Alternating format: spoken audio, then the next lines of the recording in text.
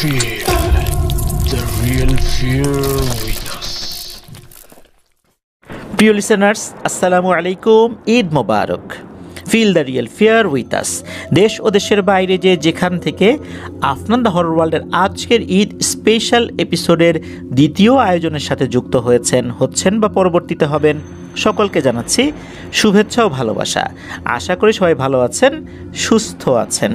প্রিয় লিসেনার্স, ঈদের আনন্দ সকলের মাঝেই ছড়িয়ে পড়ুক। আশা করি সবাই খুব ভালো মতো ঈদ কাটিয়েছেন। তবে যারা ভালো মতো ঈদ কাটাতে পারেননি, যেমন অনেকেই হসপিটালের বেডে শায়িত আছেন, অনেকেই অসুস্থ রয়েছেন, অনেকেই পরিবার পরিজন ছেড়ে অনেক অনেক দূরে রয়েছেন, তাদের ঈদ আনন্দ কিন্তু আমাদের মতো না। তাদের জন্য আমরা দোয়া করি, অসুস্থরা সুস্থ হন আল্লাহর রহমতে, আর যারা দূরে রয়েছেন তারাও তাড়াতাড়ি পরিবারের কাছে ফেরত আসুন। প্রিয় লিসেনার্স, আজকের এই এপিসোডে আমরা 7টি ঘটনা প্রচার করব। বড়, মাঝারি, ছোট সব মিলিয়েই আজকের এই এপিসোড থাকছে। বড়, মাঝারি, ছোট বলতে বোঝাচ্ছি ঘটনার ডিউরেশনের কথা। আজকে এতটুকু বলতে পারি, 3 ঘন্টার উপরে আজকের এই এপিসোডটি যাবে ইনশাল্লাহ। সুতরাং বুঝতেই পারছেন বেশ বড় একটি এপিসোড হতে যাচ্ছে। আজকের এপিসোডে যেই 7টি ঘটনা রয়েছে, এই 7টি ঘটনার মধ্যে শুধু একটি ঘটনা বদরুজ্জামান রাকিব মূলত সংগ্রহ করেছিলেন, আর পরবর্তীতে সৌমিত্র রয় এটাকে পরিপূর্ণভাবে প্রচারের উপযোগী করেছেন। আজকের ঘটনাগুলো আপনাদের সামনে উপস্থাপন করার পর আশা করছি এই ঘটনাগুলো ভয়ের এক নতুন মাত্রা যোগ করবে ইনশাল্লাহ। চলুন কথা না বাড়িয়ে আজকের এই এপিসোডের প্রথম ঘটনায় চলে যাব। আজকের এই এপিসোডের প্রথম ঘটনার শিরোনাম অন্ধকারের আতঙ্ক। এই ঘটনাটি মূলত সংগ্রহ করেছেন মাহিদ। মাহিদের অনেকগুলো ঘটনা কিন্তু আমরা ইতিমধ্যে প্রচার করেছি। তো ঘটনাটি মাহিদ কিভাবে সংগ্রহ করলেন সেটার একটি ছোট্ট বিবরণ দেই। মাহিদের বাড়ি কিন্তু শরীয়তপুর জেলার গোসাইরহাট উপজেলায়, আর মাহিদের এক খালার বিয়ে হয়েছে চাঁদপুরের হাইমচর এলাকায়। তো এই কিছুদিন আগেই মাহিদ হাইমচরে গিয়েছিলেন খালার বাসায়, আত্মীয় স্বজনরা মিলেই সেই বাড়িতে গিয়েছিলেন। তো যাওয়ার পর সন্ধ্যার একটু আগে বাড়ির উঠোনে বসে কথা হচ্ছে। তো সন্ধ্যা লেগে গেছে, মানে মাগরিবের আজানও দিয়ে দিয়েছে। এমন সময় ওই বাড়ির একজন মহিলা, উনি অন্তঃসত্ত্বা ছিলেন, উনি বাইরে বের হয়ে জরুরি কিছু কাজই করছিলেন। তো মাহিদের খালু, উনি মোটামুটি মধ্যবয়স্ক একজন ভদ্রলোক, তো উনি তখন ওই মহিলাকে ধমক দেন। ধমক দিয়ে বলেন, নেই, তুমি এই সময় এখন বাইরে বের হইছো কেন? যাও ভিতরে যাও। তুমি কি জানো না যে এই সময় বাইরে বের হলে কত বড় ধরনের বিপদ আপদ হতে পারে? আমাদের এলাকায় এর আগে কত সমস্যা হয়ে গেছে, এটা তো জানো। তারপর এখন বের হয়েছে কেন? যাও যাও যাও, ভিতরে যাও। ওই মহিলাটি তাৎক্ষণিক ভেতরে চলে গেলেন। তো ওখানে মাহিদও বসা ছিল। মাহিদের খালুকে জিজ্ঞেস করেন, খালু এই সময় বের হলে কি বিপদ? তখন মাহিদের খালু বলেন, বাবারে, তোমরা শিক্ষিত মানুষ, এগুলো তো বিশ্বাস করতে চাইবা না। এই সময় বের হলে বিভিন্ন ধরনের সমস্যা হতে পারে, আর আমরা যে এলাকায় থাকি এই এলাকাটা তো বেশ প্রত্যন্ত এলাকা। না, আসলেই তাই। মাহিদ যেটা বলেছেন সেটা হচ্ছে যে হাইমচরের ওই এলাকায় এখনও অনেক জায়গায় বিদ্যুৎ পৌঁছায় নাই, আর যেই বাড়িগুলোতে বিদ্যুৎ পৌঁছেছে অধিকাংশ বাড়িতে একদম নতুন সংযোগ দেওয়া হয়েছে। এখনও রাত নামলেই একদম নীরব হয়ে যায় ওই গ্রামটি। মাহিদের খালু বলতে থাকেন যে বিভিন্ন সময় এখানে অনেক ভয়ের ঘটনাই ঘটেছে, আর গর্ভবতী মহিলাকে কেন্দ্র করে অনেক আগে একটি ভয়ঙ্কর ঘটনা ঘটেছিল, যার সাক্ষী এখন অনেক মানুষ রয়েছেন। মাহিদ তখন আগ্রহ ভরে খালুর কাছে ঘটনাটি শুনতে যখন চান, তখন খালুও এই ঘটনাটি বলতে থাকেন। চলুন সেই ঘটনা এখন আমরা শুনি। খালুর বর্ণনা অনুযায়ী এই ঘটনার সময়কাল বাংলাদেশের মহান মুক্তিযুদ্ধের পর, এটা 1973 কি 74 সাল হবে, এমন একটা সময়। এখনই তো সেই এলাকা অত্যন্ত প্রত্যন্ত এলাকা, আর তখনকার সময় তো আরও প্রত্যন্ত ছিল। তখন আরও মানুষজন কম ছিল, অনেক দূরে দূরে বাড়ি ছিল। তখনকার সময়েও কিন্তু এরকম ইঞ্জিন চালিত নৌকা ওদিকে খুব একটা চলতো না, যেহেতু চাঁদপুর চতুর্দিকে নদী নালা খাল বিল, তো ওখানে নৌকায় চড়েই মানুষ চলাচল করত। তো ওই গ্রামেরই একজন ব্যক্তি, তার নাম হচ্ছে মোহাম্মদ আসগর আলী। তার বিয়ে ঠিক হয় পার্শ্ববর্তী একটা গ্রামেই, নদী পার হয়ে যেতে হবে। এখন বিয়ের নৌকা যেহেতু বড়সড় নৌকায় নিতে হবে, সাধারণত বিয়ের সময় গয়না নৌকা ভাড়া করা হতো, বেশ বড় এক ধরনের নৌকা। তো এই গয়না নৌকা নিয়েই বিয়ে করতে যান। তো বিয়ের কাজগুলো মোটামুটি মাগরিবের আরও আগেই, মানে আসরের পরপরই শেষ হয়ে যায়। সব আনুষ্ঠানিকতা শেষ করে বরযাত্রী বউ সহ আবার এসে নৌকায় ওঠেন। তো নৌকা যাচ্ছে, তো নৌকা যখন পার হবে তখন মাগরিবের আজান হয়ে গেছে বা হবে এরকম একটা সময়। আশেপাশে কিন্তু তখনও বেশ আলো আছেই। হঠাৎ করে নৌকায় উপস্থিত সকলেই একটা বিষয় লক্ষ্য করলেন। হঠাৎ করে নৌকাটা একটু দুলে উঠল, বেশ একটা বাতাস বইতে শুরু করেছে। একটু আগেও কিন্তু ওরকম কোনো বাতাস ছিল না, হঠাৎ করে এরকম দমকা বাতাস শুরু হয়ে গেল। আকাশে কোনো মেঘ নাই, কিচ্ছু নাই, ঘটনা কি? এ সময় তো এরকম বাতাস হওয়ার কথা না। নৌকাটা যখন দুলতে শুরু করলো সবাই একটু বিচলিতই হয়ে গেল আর কি। এর মধ্যে আরও একটা জিনিস ওনারা লক্ষ্য করলেন। হঠাৎ করে মনে হলো নৌকার উপর একটা কালো ছায়া এসে পড়েছে। কালো ছায়া কোথা থেকে আসলো এটা? ওনারা খেয়াল করলেন নৌকাটার বেশ উপরে একটা কালো মেঘের মতো। মেঘ তো আরও অনেক উপরে থাকে, কিন্তু না, এটা যে অনেক উপরে ছিল বিষয়টা এরকম না, এটা সাইজও অনেক বিশাল তাও না। ওই কালো মেঘের মতো জিনিসটা বেশ অন্ধকার, গুমোট অন্ধকার, কুচকুচে কালো। মেঘের রং কিন্তু এত কালো হয় না। এই জিনিসটা ওই নৌকার উপরে এসেছে। ওই জিনিসটা চলে যাচ্ছে, মানে মেঘ যেমন ভেসে ভেসে চলে যাচ্ছে, খুব দ্রুত গতিতে যাচ্ছে এরকমও না, খুব আস্তে আস্তে বিষয়টা এরকম না, মধ্যম গতিতে যাচ্ছে বিষয়টা এরকম না। মনে হচ্ছে নৌকা যেভাবে যাচ্ছে ওইটার সাথে সাথে ওইভাবে যাচ্ছে, আর ওইটারই ছায়া এসে পড়েছে ওই নৌকার উপরে। ওনারা এই জিনিসটা দেখে বলা বলি করতে থাকেন যে আচ্ছা, এই জিনিসটা কি আসলে, এটা কোত্থেকে এলো? এরকম তো আগে কখনো ওনারা দেখেন নাই। কিছুক্ষণের মধ্যে অবশ্য ওই জিনিসটা চলেও যায়, আস্তে আস্তে অন্যদিকে গিয়ে মিলিয়ে যায়। বিষয়টা ওনাদেরকে বেশ বিচলিতও করে, অবাকও করে। কারণ হচ্ছে যে এই ধরনের ঘটনা ওনারা আগে কখনো দেখেননি। হঠাৎ করে বাতাস হওয়া, তারপর এই ধরনের মেঘের আনাগোনা, মেঘ বলা যাবে না, এটা যে আসলে কী ছিল ওনারাও বুঝতে পারেন নাই। তো যাই হোক, আসগর আলী উনি তো বিয়ে করে নিয়ে চলে আসছেন, এরপর সব কিছু স্বাভাবিক। তো যাই হোক, এরপরে বেশ ভালোই চলছিল। 3-4 মাস পর আসগর আলীর স্ত্রী, যার নাম হচ্ছে মোমেনা বেগম, এই মোমেনা বেগম উনি অন্তঃসত্ত্বা হন। এরপরে সব কিছু স্বাভাবিকই চলছিল, কোনো সমস্যা নাই।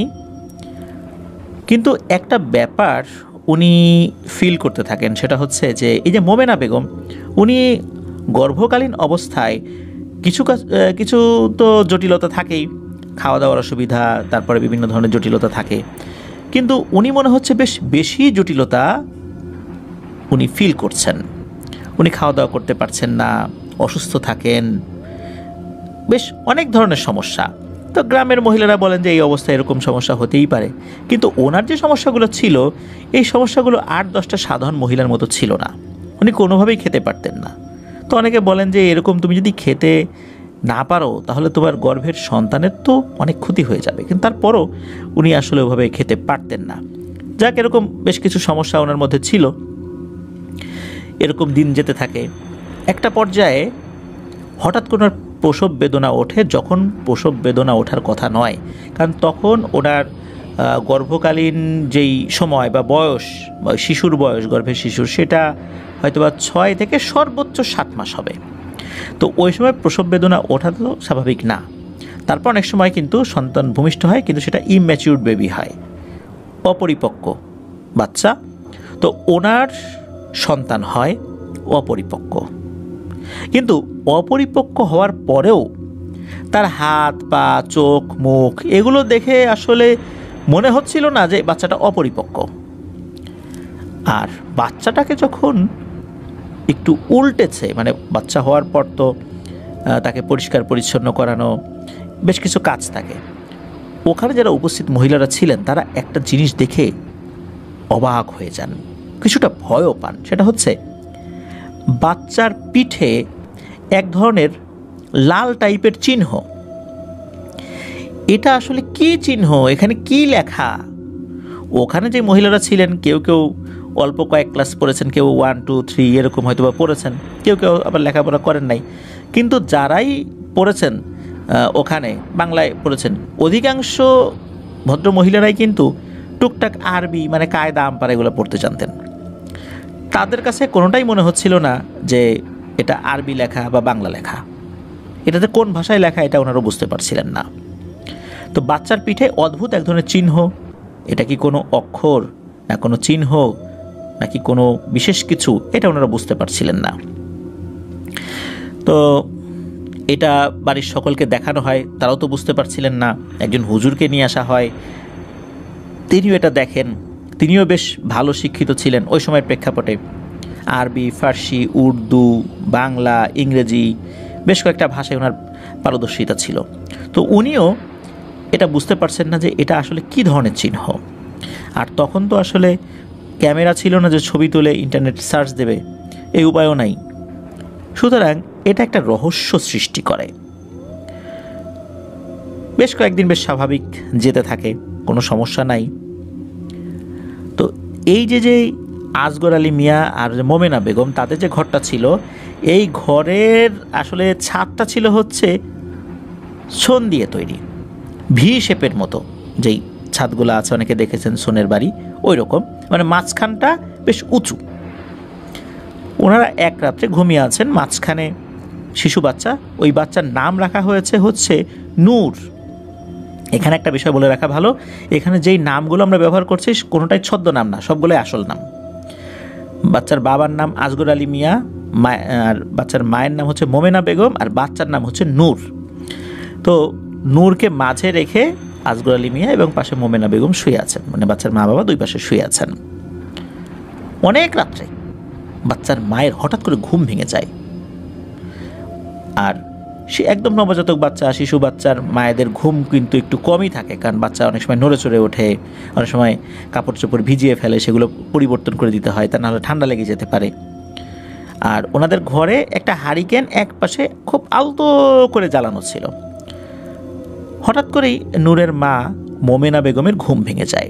ঘুম ভেঙে যাওয়ার পর উনি ওই আবছা আলোতে একটা ভয়ঙ্কর দৃশ্য দেখেন। সেটা হচ্ছে ওনার কাছে মনে হলো যে অনেক লম্বা একটা অবয়ব, যার মাথাটা একদম ওই সোনের যেই ছাদটা, ওই ছাদের ঠিক মাঝ বরাবর, জায়গাটা অনেক উঁচু না মাটি থেকে, ওই পর্যন্ত তার মাথাটা ঠেকেছে। কালো আলখেল্লা পরা না শাড়ি পরা, এটা কি পুরুষ না মহিলা এটা বুঝতে পারেন নাই। তো ওই জিনিসটা নূরকে কোলে নিয়েছে। উনি এটা দেখার সাথে সাথে প্রচণ্ড জোরে দিয়েছেন এক চিৎকার। চিৎকার দেওয়ার সাথে সাথে পাশে থাকা নূরের বাবা আসগর আলী মিয়া সে ঘুম থেকে উঠে গেছে। এই কি হয়েছে, কি হয়েছে? তখন নূরের মা বলছেন, এই নূরকে কে যেন কোলে নিছে। তখন আসগর আলী মিয়া দেখেন যারে নূর তো পাশেই আছে, কেউ তো কোলে নেয় নাই। তখন নূরের বাবা আসগর আলী মিয়া বলছে, যারে মোমেনা, তুমি অহেতুক চিন্তা করতেছো, দুঃস্বপ্ন দেখছো, নূর তো ঠিকই আছে, এই যে আছে, সমস্যা নাই, তো ঘুমাও। ওনার মনের মধ্যে থেকে তো ভয় কাটে না। উনি সকালবেলা ওনার শ্বশুর শাশুড়ি আশেপাশে বেশ কয়েকজনকে বিষয়টা জানান। এদিকে নূরের পিঠে ওই রহস্যময় চিহ্নর আসলে এর মধ্যে কি রহস্য লুকায়িত আছে এটা তো আসলে জানা যাচ্ছে না। ওই ঘটনার এক রাত কি 2 রাত পরে ঘটে আর একটা ভয়ঙ্কর ঘটনা। হঠাৎ করে খসখস শব্দে নূরের মা মোমেনা বেগমের ঘুম ভেঙে যায়। ঘুম ভাঙার পর উনি চিন্তা করে থাকেন খসখস শব্দটা আসছে কোথা থেকে। খসখস শব্দটা এরকম, কোনো শক্ত মাটি যদি আমরা মাঝখান থেকে ভেঙে ফেলি এক ধরনের খস করে একটা আওয়াজ হয়, ওই রকম আওয়াজ। মনে হচ্ছে মাটির ঢেলা কটকট করে ভেঙে যাচ্ছে বা খসখস করে ভেঙে যাচ্ছে। ঘরের এক কোণে তো হারিকেন খুব আলতোভাবে জ্বালানোই ছিল, নূরও পাশে ছিল, নূর ঘুমিয়েছিল, নূরের বাবাও আছে আসগর আলী মিয়া, তখন ঘুমানো। তো শব্দটা কোথা থেকে আসে? তো এটা দেখার জন্য নূরের মা উঠে বসেছেন। বসার পর একটা ভয়ঙ্কর দৃশ্য দেখেন, সেটা হচ্ছে ওনাদের ঘরের ঠিক মাঝ বরাবর একটা জায়গা মনে হচ্ছে কেউ নিচ থেকে ফুঁড়ে বের হচ্ছে, ওখান দিয়ে নিচ থেকে উপর দিকে ধাক্কা দিচ্ছে, মাটি ভেঙে যাচ্ছে কটকট করে। উনি চিন্তা করেন কী ব্যাপার, এটা কি? তখন আবার কিন্তু ওই শীত কাটা চোর থাকতো আর কি, সিধেল চোর বলে যেগুলাকে। কিন্তু সিধেল চোর কিন্তু ঘরের মাঝখান দিয়ে বের হয় না, ঘরের ডোয়া এক পাশ থেকে কেটে তারপর ঢোকে। উনি চিন্তা করেছেন চোর কিনা, আবার মনে করলেন যে চোখে উনি ঠিকঠাক মতো দেখছেন নাকি ভুল দেখছেন। এর আগের রাত্রে বা কয়েক রাত আগে একটা ঘটনা ঘটেছে, উনি ভালো করে জিনিসটা দেখার চেষ্টা করছেন। কিছুক্ষণের মধ্যেই একটা ভয়ঙ্কর দৃশ্য উনি দেখতে পান। উনি দেখতে পান একটা মোটা সাপ প্রথমে মাথা বের করেছে, এরপর সাপটা 10-12 হাত মাথা বের করেছে। কিন্তু সাপের যেই মাথার অংশ, এটা দেখে বোঝা যাচ্ছে এই সাপটা অনেক বড়। কত বড় এইটা আসলে অনুমান করে বলা খুব মুশকিল, কারণ এই মাথাটাই ছিল বেশ বড়। আর এই সাপটার চোখগুলো মনে হচ্ছে মার্বেলের মতো, স্পষ্ট বুঝতে পারছেন, লাল টকটকে বিষয়টা এরকম না, মার্বেলের মতো চকচক করছে। তো এই সাপটা যখন উনি দেখেছেন, উনি প্রচণ্ড জোরে দিয়েছেন এক চিৎকার। ওনার চিৎকারে তো ওনার স্বামীর ঘুম ভেঙে গেছে, উনি তো ধর্মর করে উঠে বসেছেন, এই কী হয়েছে কী হয়েছে। এদিকে নূরেরও ঘুম ভেঙে গেছে, সেও কান্নাকাটি শুরু করে দিয়েছে। তখন উনি বলেন যে এই যে সাপ সাপ সাপ, আমি সাপ দেখছি। তখন ওনার স্বামী উঠে কোনো সাপ দেখে না, কিন্তু উনি দেখেন যে আরে এই মেঝে বা ঘরের যে মেঝেটা, এই জায়গা তো আসলেই গর্ত, সত্যিই তো ভিতর থেকে কিছু একটা বের হয়েছিল। তখন উনিও চিৎকার চেঁচামেচি করেন। ওনারা তো একটা যৌথ পরিবারে থাকতেন, অন্য ঘর থেকে ওনার মা বাবা অন্য যে আত্মীয় স্বজনরা ছিলেন তারা চলে আসেন, তারাও হারিকেন জ্বালিয়ে দেখেন যে আসলেই তো তাই, ভেতর থেকে অনেক বড় কিছু একটা বের হওয়ার চেষ্টা করেছিল, বের হয়েও ছিল কিছুটা। এই জিনিসটা দেখে ওনারা ভয় পান। সবাই জিজ্ঞেস করতে থাকেন মোমেনা বেগমকে যে তুমি কি দেখছো। তো মোমেনা বেগম কি দেখেছেন সেটা বলেন। এরপর থেকে সকলের মনে একটা সন্দেহ কিন্তু দানা বাঁধতে থাকে। পূর্বের বিভিন্ন বিষয় নিয়ে আলোচনা হতে থাকে যে নদীতে একটা ঘটনা ঘটেছিল বিয়ের দিন সন্ধ্যায়। এরপর এই নূরের সময় হওয়ার আগেই তার ডেলিভারি হয়ে যাওয়া, তারপর যে ধরনের অপরিপক্ক বাচ্চা হওয়ার কথা ছিল তা না হয়ে সে পরিপূর্ণভাবে সুস্থ স্বাভাবিক বাচ্চা রূপে জন্মগ্রহণ করেছে। তার পিঠে এরকম রহস্যময় একটা চিহ্ন, এটা যে আসলে কি, এটার মিনিং কি কেউ বুঝতে পারছে না। এরপর সেই একটা অবয়বের আবির্ভাব, তারপর এই সাপ। আসলে এগুলো কি, এগুলো আসলে কি ইন্ডিকেট করছে, কি নির্দেশ করছে, এটা কেউ বুঝতে পারছে না। এখন ঘরের ভিতরে এইরকম একটা জিনিস বের হয়েছে, এটা কি করা যায়? নূরের বাবা কি করেছিলেন, ওই রাত্রেই উনি এক পাশ থেকে মাটি কেটে এনে ওই যে গর্ত, ওই গর্তটা উনি বন্ধ করে দিয়েছিলেন, বেশ শক্ত করেই বন্ধ করে দিয়েছিলেন আর কি। আর ওই জিনিসটা আসলে কত ভেতর দিয়ে এসেছিল এটা বুঝতে পারেন নাই, তবে এতটুকু বুঝতে পেরেছিলেন এইটা মাটির অনেক গভীর থেকে বের হয়েছে। এই বিষয়টা কিন্তু তাদের সকলের মধ্যে ভয়ঙ্কর একটা আতঙ্ক সৃষ্টি করে। সকালবেলা অনেকেই দেখতে এসেছিলেন, এই বিষয়টা জানাজানি হওয়ার পরে গর্ত তো ততক্ষণে বন্ধ হয়ে গেছে। তো এরকম ঘটনা কিন্তু ঘটছে। এর অল্প কিছুদিন পর ঘটে আর একটা ঘটনা, বেশ অনেক রাত, তখন রাত আনুমানিক কয়টা, 1:30-2টা হবে এরকম আর কি। তখন তো ঘরে আর তাদের ঘড়ি ছিল না যে সময় দেখবে। হঠাৎ করে নূরের গায়ে নূরের মা মোমেনা বেগমের হাত পড়ে। হাত পড়ার সাথে সাথে মোমেনা বেগম চমকে ওঠে, আরে নূরের শরীরে তো প্রচণ্ড জ্বর, এত জ্বর। এরপর উনি বাচ্চাটাকে কোলে নেন, কোলে নিয়ে উনি একটু পিঠ চাপড়ে দিবেন বা এরকম কোনো একটা কাজ করবেন, বাচ্চাকে জ্বর হওয়ার পর ওই যে শরীর মুছিয়ে দিতে হয় না, এরকম করে কাজ করবেন। সেটা করতে গিয়ে একটা দৃশ্য দেখেন, সেটা হচ্ছে যে এই বাচ্চার পিঠে একটা চিহ্ন ছিল, এটা মনে হচ্ছে হালকা লাল রঙে জ্বলজ্বল করছে, খুব বেশি না, হালকা। এটা দেখার পর উনি তো বেশ ভয় পেয়ে যান। আসলে ব্যাপারটা কি, এরকম জ্বলছে কেন? মনে হচ্ছে স্কিনের নিচে খুব সফট এক ধরনের লাইট রয়েছে যেটা জ্বলে উঠেছে, যেটা খুব বেশি আলো ছড়াচ্ছে না, তবে ওটা যে জ্বলছে এটা বোঝা যাচ্ছে। অনেক সময় হয় কি, আমরা রেডিয়াম ধাতুর কোনো জিনিস ব্যবহার করি না, রাতের বেলা সেটা জ্বলে ওঠে, আলোর কাছে থাকার পর যদি আলো হঠাৎ করে বন্ধ হয়ে যায় সেটা জ্বলতে থাকে। সেটা যে অনেক আলো ছড়ায় বিষয়টা এরকম না, কিন্তু জ্বললে বোঝা যায়, ওই রকম জ্বলছিল। এদিকে বাচ্চার প্রচণ্ড জ্বর।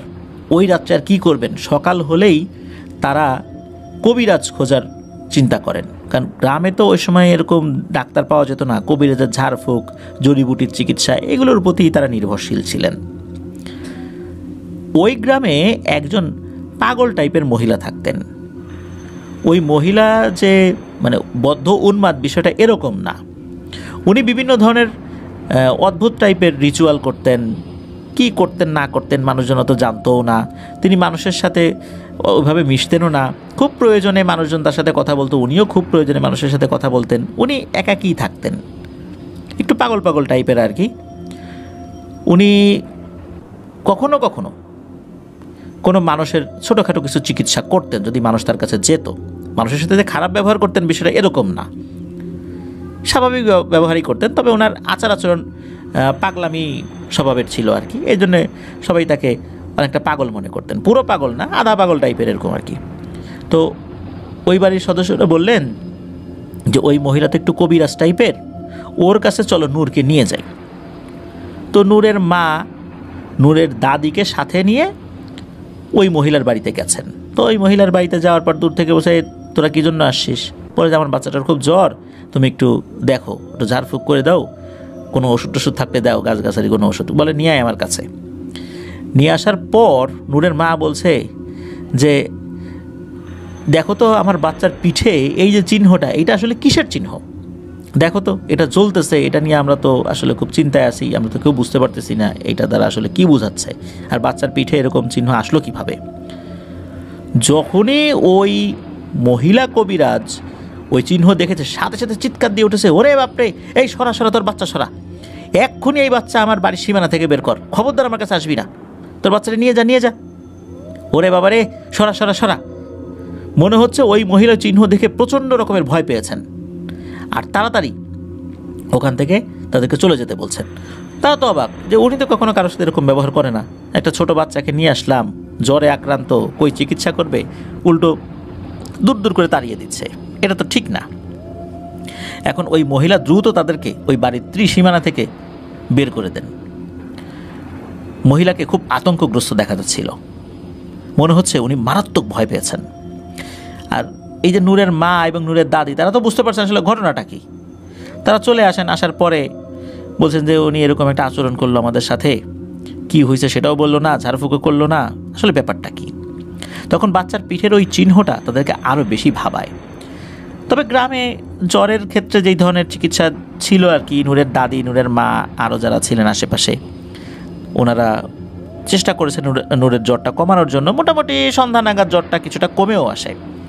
আর কমে আসার পর ওই যে পিঠের যেই উজ্জ্বল আকার ধারণ করেছিল চিহ্নটা, ওটাও আস্তে আস্তে কমে আসে, স্বাভাবিক হয়ে আসে আর কি।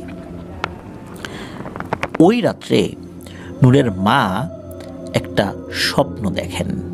নূরের মা মোমেনা বেগম স্বপ্নের মধ্যে দেখেন তার বাচ্চাটা হেঁটে হেঁটে কোথায় যেন যাচ্ছে। এই নূর হেঁটে হেঁটে কোথায় যাচ্ছে উনি সেটা ফলো করছেন। উনি দেখছেন তার বাচ্চাটা হেঁটে হেঁটে ওই যে মহিলা কবিরাজ সকালবেলা যে বাড়িতে তাকে নিয়ে যাওয়া হয়েছিল ওখানে গিয়েছে। ওখানে যাওয়ার পর নূর লাফিয়ে ওই মহিলার কোলে উঠে ওই মহিলার গলা চেপে ধরেছে, আর মহিলা ছোটার জন্য চিৎকার চেঁচামেচি করছে যে আমাকে ছেড়ে দে, আমাকে ছেড়ে দে, আমাকে মারিস না, আমাকে মারিস না, কে কোথায় আসো, আমাকে বাঁচাও, আমাকে মেরে ফেললো, এরকম চিৎকার করছে। এরকম দেখতে দেখতেই আসলে ঘুম ভেঙে যায় ওনার। ঘুম ভেঙে দেখেন যে নূর পাশেই আছে, এখন জ্বর অনেকটাই কমে গেছে, স্বাভাবিক আছে। পরের দিন সকালবেলা লোক মুখে জানতে পাওয়া যায় যে ওই যেই মহিলা গতদিন সকালবেলা নূরকে নিয়ে যাওয়া হয়েছিল যে মহিলার কাছে, ওই মহিলাটা মারা গেছে। মহিলাটা কেন মারা গেছে এটা বোঝা যাচ্ছে না, শরীরে কোনো আঘাতের চিহ্নও নাই, মনে হচ্ছে কোনো কিছু দেখে সে ভয় পেয়েছে।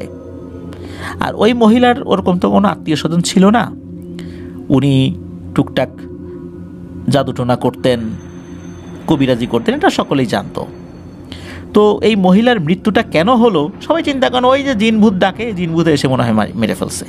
এটা নিয়ে আসলে কেউ ওইভাবে মাথা ঘামায় না। তবে মহিলার মৃত্যুর পর নূরের মা মোমেনা বেগম অনেকের কাছেই ওই রাত্রে দেখা ওই স্বপ্নের কথাটা খুলে বলেন যে আমি তো এরকম স্বপ্ন দেখছি, আমি দেখলাম নূর এইভাবে গিয়ে ওই মহিলার গলা চেপে ধরেছে, তবে মেরে ফেলা দেখি নাই, তবে গলা চেপে ধরেছে এটা আমি দেখেছি। তখন অনেকে বলেন যে আসলেই তো বিষয়টা রহস্যময়। নূরকে আগের দিন বের করে দিল, চিকিৎসা করলো না, হঠাৎ করে তাকে দেখেই ভয় পেল, আবার তুমি এই স্বপ্ন দেখলা, আবার স্বপ্ন দেখার পরপরই সকালবেলা তার মৃত্যুর খবর। এর মধ্যে আসলে কোনো যোগসূত্র নেই তো। সকলে কিন্তু বিষয়টা ভাবেন, কিন্তু আসলে এটা জাস্ট ভাবা পর্যন্ত, আলোচনা পর্যন্তই। আসলে ব্যাপারটা যে কি এটা কেউ বুঝতে পারছে না। মহিলা কবিরাজের মৃত্যুর পর চারদিকে বিষয়টা নিয়ে কানাঘুষা শুরু হয়ে যায় যে এখানে নূরের কোনো একটা নিশ্চয়ই রহস্যময় ব্যাপার রয়েছে, কিন্তু কি সেটা, এটা তো উদ্ঘাটন করতেই হবে। আর নূরের সাথে তো বিভিন্ন ধরনের ভয়ের ঘটনা ঘটে চলছিল। নূরের বাবা বেশ কয়েকজন লোকের সাথে কথা বললেন, তখন একজন হুজুরের খোঁজ পাওয়া যায়। সেই হুজুরের বাড়িটা ছিল ওই গ্রাম থেকে বেশ কয়েক গ্রাম পরে, কিন্তু নদী টদি পার হয়ে যেতে হবে, অনেকটা পথ হাঁটতে হবে। ওখানে ফজরের পরে রওনা দেওয়ার জন্য যদি কেউ যাত্রা শুরু করে, তাও সেই বাড়িতে যেতে যেতে দুপুরের পর মানে পরন্ত বিকেলে গিয়ে পৌঁছাতে পারবে। হুজুরের যে গ্রাম আর কি, অনেক দূরে, কখনো হেঁটে কখনো নৌকায়। তখন তো এরকম গাড়ি ঘোড়ার প্রচলন ছিল না, বিশেষ করে ওই এলাকায়। নূরের বাবা উনি সাথে একজন লোককে নিয়ে ওই হুজুরের বাড়ির উদ্দেশ্যে রওনা করেন। তো যথারীতি উনি ওই পরন্ত বিকেলেই পৌঁছান। পৌঁছানোর পর সব কথা হুজুরকে খুলে বলেন। এখন পর্যন্ত যা যা হয়েছে, ওই যে নৌকার ঘটনা থেকে শুরু করে নিয়ে এই যে মহিলা কবিরাজের মৃত্যু পর্যন্ত, বাচ্চার পিঠে এই যে দাগ, রহস্যময় একটা দাগ, এটাও খুলে বলেছেন আর কি। তো হুজুর এগুলো শোনেন, ওনার কাছেও বিষয়টা খুব রহস্যময় লাগে। উনি বলেন যে ঠিক আছে, আপনারা আসছেন, বিশ্রাম করেন, আজকে রাত্রে কীভাবে যাবেন, অনেক তো বেলা হয়ে গেছে আপনারা আসতে আসতেই, এখন রওনা দিয়েও তো আপনারা বাড়িতে পৌঁছাতে পৌঁছাতে সেই সকাল হয়ে যাবে, প্রতিমধ্যে অনেক বিপদ হবে, নৌকা পাবেন না। আজকে রাত্রে আমাদের বাড়িতে থাকেন, কালকে সকালে আপনারা বাড়িতে চলে যান। আমি বিষয়টা নিয়ে আরেকটু খোঁজ খবর নেই, আমি দেখি কি করা যায়, আমি খুব তাড়াতাড়ি আপনার বাড়িতে আসবো ইনশাল্লাহ। তো হুজুর বাড়ির ঠিকানাটা রেখে দেন। ওই রাত্রে নূরের বাবা এবং সাথে যিনি গিয়েছিলেন ওই বাড়িতে থাকেন, হুজুরের আতিথেয়তা গ্রহণ করেন। পরদিন সকালবেলা বিদায় নিয়ে চলে আসেন। হুজুর কথা দেন যে উনি আসবেন। তো চলে আসার পরে মোটামুটি ওই রাত্রে, যেই রাত্রে নূরের বাবা বাইরে ছিল, ওই রাত্রে কোনো সমস্যা হয়নি। এরপরে 1-2 রাতও কোনো সমস্যা হয়নি, স্বাভাবিক ছিল। তো হুজুর 2 দিন পর উনি 3 জন ছাত্র নিয়ে হাজির হন। কারণ হুজুর যখন রওনা দিয়েছেন ওনাকেও তো একটা দীর্ঘ পথ পাড়ি দিয়ে আসতে হবে। তো উনি আস্তে আস্তে একদম পরন্ত বিকেল মানে মাগরিবের কিছুক্ষণ আগে এসে পৌঁছান। তো উনি আসেন, আসার পর হাত মুখ ধোন, বিশ্রাম করেন, হালকা নাস্তা পানি করেন। এরপরে মাগরিবের নামাজের পর উনি ওই বাড়িটা একটু ঘুরে দেখেন। ঘুরে দেখার পর উনি এশার নামাজ পর্যন্ত অপেক্ষা করেন। এশার নামাজের পর উনি নূরের উপর কোনো জিনের প্রভাব আছে কি না সেটা পরখ করার জন্য, বা কোন জিনের প্রভাব রয়েছে সেটা পরখ করার জন্য ওই জিনটাকে হাজির করার চেষ্টা করেন। এখন নূর তো একদম শিশু বাচ্চা, কয়েক মাসের বাচ্চা, তার উপর তো কোনো জিন হাজির করা সম্ভব নয়, তাহলে তো বাচ্চা মারা যাবে। হুজুরের সাথে থাকা 3 জন স্টুডেন্টের মধ্যে একজন, যার ছিল তুলা রাশি, তার উপর জিন হাজির করার চেষ্টা করেন। অনেকক্ষণ চেষ্টা করছেন, কাজ হয় না। হুজুরও ক্লান্ত হয়ে গেছেন। কাজ না হতে হতে একদম শেষ দিকে এসে হঠাৎ করে মনে হলো বাড়ির চারদিকে ঝড় শুরু হয়ে গেছে। হুজুর বুঝতে পারলেন এখন হাজির হবে। তো হুজুর তো একটা বৃত্ত এঁকে, একটা বৃত্তের মধ্যে উনি বসেছিলেন আর একটা বৃত্তের মধ্যে এই ওনার স্টুডেন্টকে বসিয়েছিলেন, আর একটা বৃত্ত এঁকেছিলেন যার মধ্যে নূরকে একটি নরম কাঁথার উপরে শুইয়ে রাখা হয়েছিল, মানে তাকেও আনতে বলা হয়েছিল। তো এরকম যখন বাতাস শুরু হয়েছে, হঠাৎ করে নূর কান্নাকাটি শুরু করে দেয়। এরপর ওই যে স্টুডেন্ট, তার শরীরটা ঝাঁকি দিয়ে ওঠে। এরপর শুধু ওই অবস্থায় ওই স্টুডেন্ট পুরুষ মহিলা একসাথে কথা বলে যেরকম দুই রকমের সাউন্ড শোনা যায়, এরকম ভয়ঙ্কর একটা কণ্ঠে বলে ওঠে হুজুরকে, যেই হুজুর, তোর এত বড় সাহস, তুই আমাকে ডাকিস, ভবিষ্যতে যদি আর কখনো আমাকে ডাকার চেষ্টা করিস তার বংশ কিন্তু নির্বংশ করে ছাড়বো। জাস্ট খালি এতটুকুই। হুজুর তাকে জিজ্ঞেস করারও সুযোগ পায় নাই যে তুমি কে, কোথা থেকে আসছো, কেন এই বাচ্চার উপর প্রভাব বিস্তার করছো, এই চিহ্নটার অর্থ কী, এটা সেটা কোনো কিছু বলারই সুযোগ পায় নাই। জাস্ট এতটুকু বলেই সব কিছু শান্ত। হুজুর বুঝতে পারলেন ওই জিনিসটা চলে গেছে, আর এই জিনিসটা খুবই শক্তিশালী। তা না হলে এই বন্ধনী থেকে বের হয়ে যাওয়াটা স্বাভাবিক কোনো জিনের পক্ষে সম্ভব নয়। এটা খুব শক্তিশালী একটা জিন। এখন হুজুর তো এই বিষয়ে কিছু বলতে পারেন না। এখন কি করা যায়? হুজুর কি করেছেন যে উনি ওই বাড়িটা বন্ধ করে দিয়েছেন। বলেন যে আমি আপাতত বন্ধ করে দিয়ে যাচ্ছি, এরপর দেখি কি করা যায়, আমি একটু চিন্তা ভাবনা করি। তো এক সপ্তাহ সব ঠিকঠাক থাকে মোটামুটি। হুজুর তো চলে গিয়েছেন। এরপর হয় কি, আর একটা ঘটনা ঘটেছিল, বিশেষ করে হুজুররা যখন এসেছিলেন আর কি, সেটা আবার বলি আপনাদেরকে। হুজুররা তো ওই রাত্রে আসলে ব্যর্থ হয়েছিলেন। ব্যর্থ এই কারণে বলছি যে ওই জিনকে তো আসলে কোনো কিছু জিজ্ঞেস করা যায় না। ওই রাত্রে তো হুজুররা ছিলেন, পরের দিন চলে যাবেন। পরদিন ফজরের সময় হুজুরের সাথে তো 3 জন স্টুডেন্ট আসছিল। 2 জন স্টুডেন্ট তারা অজু করার জন্য ওই পুকুরে যাবে, বা সেই পুকুর ছিল, অজু করার জন্য হাত মুখ ধুবে, অজু করবে, তারপর নামাজ পড়বে একসাথে সবাই জামাতে। তো হুজুর তখনও পুকুরের কাছে আসেন নাই, হুজুরের আরেকজন স্টুডেন্ট তখনও তাদের 2 জনের সাথে আসে নাই আর কি। হুজুরা ছিল তখন ওই বাড়ির ভেতরেই। ওই 2 জন যখন ওই পুকুরের কাছে আসছেন তখনও অজু করেন নাই, আর তখন কিন্তু ফজর আজান হয়েছে, কিন্তু চারদিকে এরকম যে আলোকিত হওয়া শুরু হয়েছে বিষয় এরকম না, অন্ধকারই ছিল আর কি। হঠাৎ করে ওই 2 জন দেখতে পান যে পুকুরের আর এক পাশে একজন মহিলা অবয়ব হেঁটে যাচ্ছে। তার শরীরে খুব শুভ্র এক ধরনের পোশাক, সেই পোশাকের উপরে সোনালি কারুকাজ করা কিছু চিহ্ন দেখা যাচ্ছে, সেটা থেকেও আলো ছড়াচ্ছে। মনে হচ্ছে ওই মহিলাটা একটা লাইটের মতো, ওটা থেকে আলো ছড়াচ্ছে, তবে সেই মহিলার চেহারা দেখা যাচ্ছে না। এই যে 2 জন স্টুডেন্ট, তারা অনেকটা বিমোহিত হয়ে যায় কোনো একটা মায়াজালে। তারা কি করে, ওই মহিলার যেই পাশে হাঁটছিল সেই পাশে চলে যায়, ওই দিক দিয়ে ওই মহিলার পিছু পিছু যেতে থাকে আর বলতে থাকে, আপনি কে, কোথা থেকে আসছেন, ঘুরে তাকান আমাদের দিকে, এরকম বলতে থাকে। এরকম বলতে বলতে যখন ওই 2 জন স্টুডেন্ট বেশ কাছাকাছি চলে গেছে, তখন হঠাৎ করে, এতক্ষণ কিন্তু এক ধরনের সুঘ্রাণ পাওয়া যাচ্ছিল চারদিকে, হঠাৎ করে কি হয়েছে, ওই মহিলাটা ঘুরে তাকিয়েছে।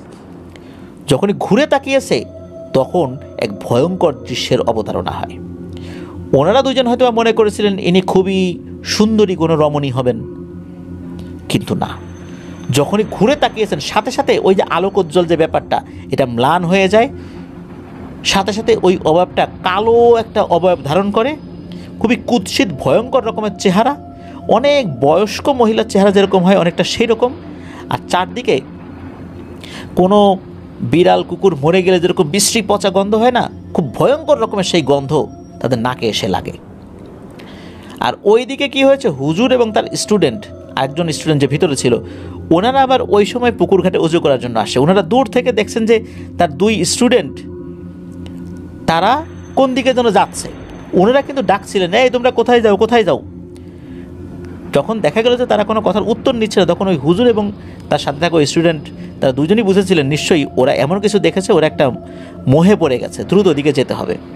তো ওনারা তখন গিয়ে যখনই ওদের শরীরে হাত দিয়েছেন তখনই তাদের সেন্স ফেরত আসে।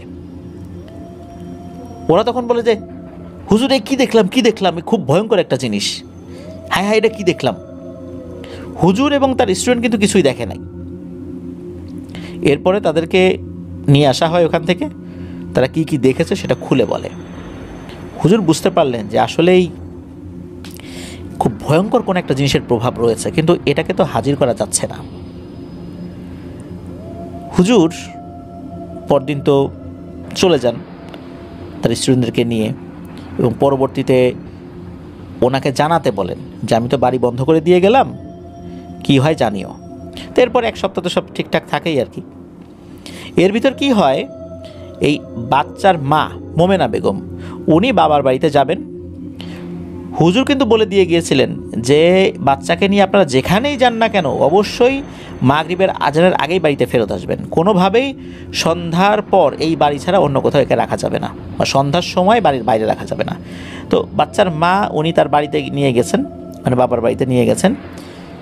উনি রওনা যখন দিবেন তখন ওই যে ঘাট, যেই ঘাটে ওই যে বিয়ের দিন একটা ঘটনা ঘটেছিল, ওই ঘাটে আসার পর নৌকা পেতে কিঞ্চিত বিলম্ব হয়।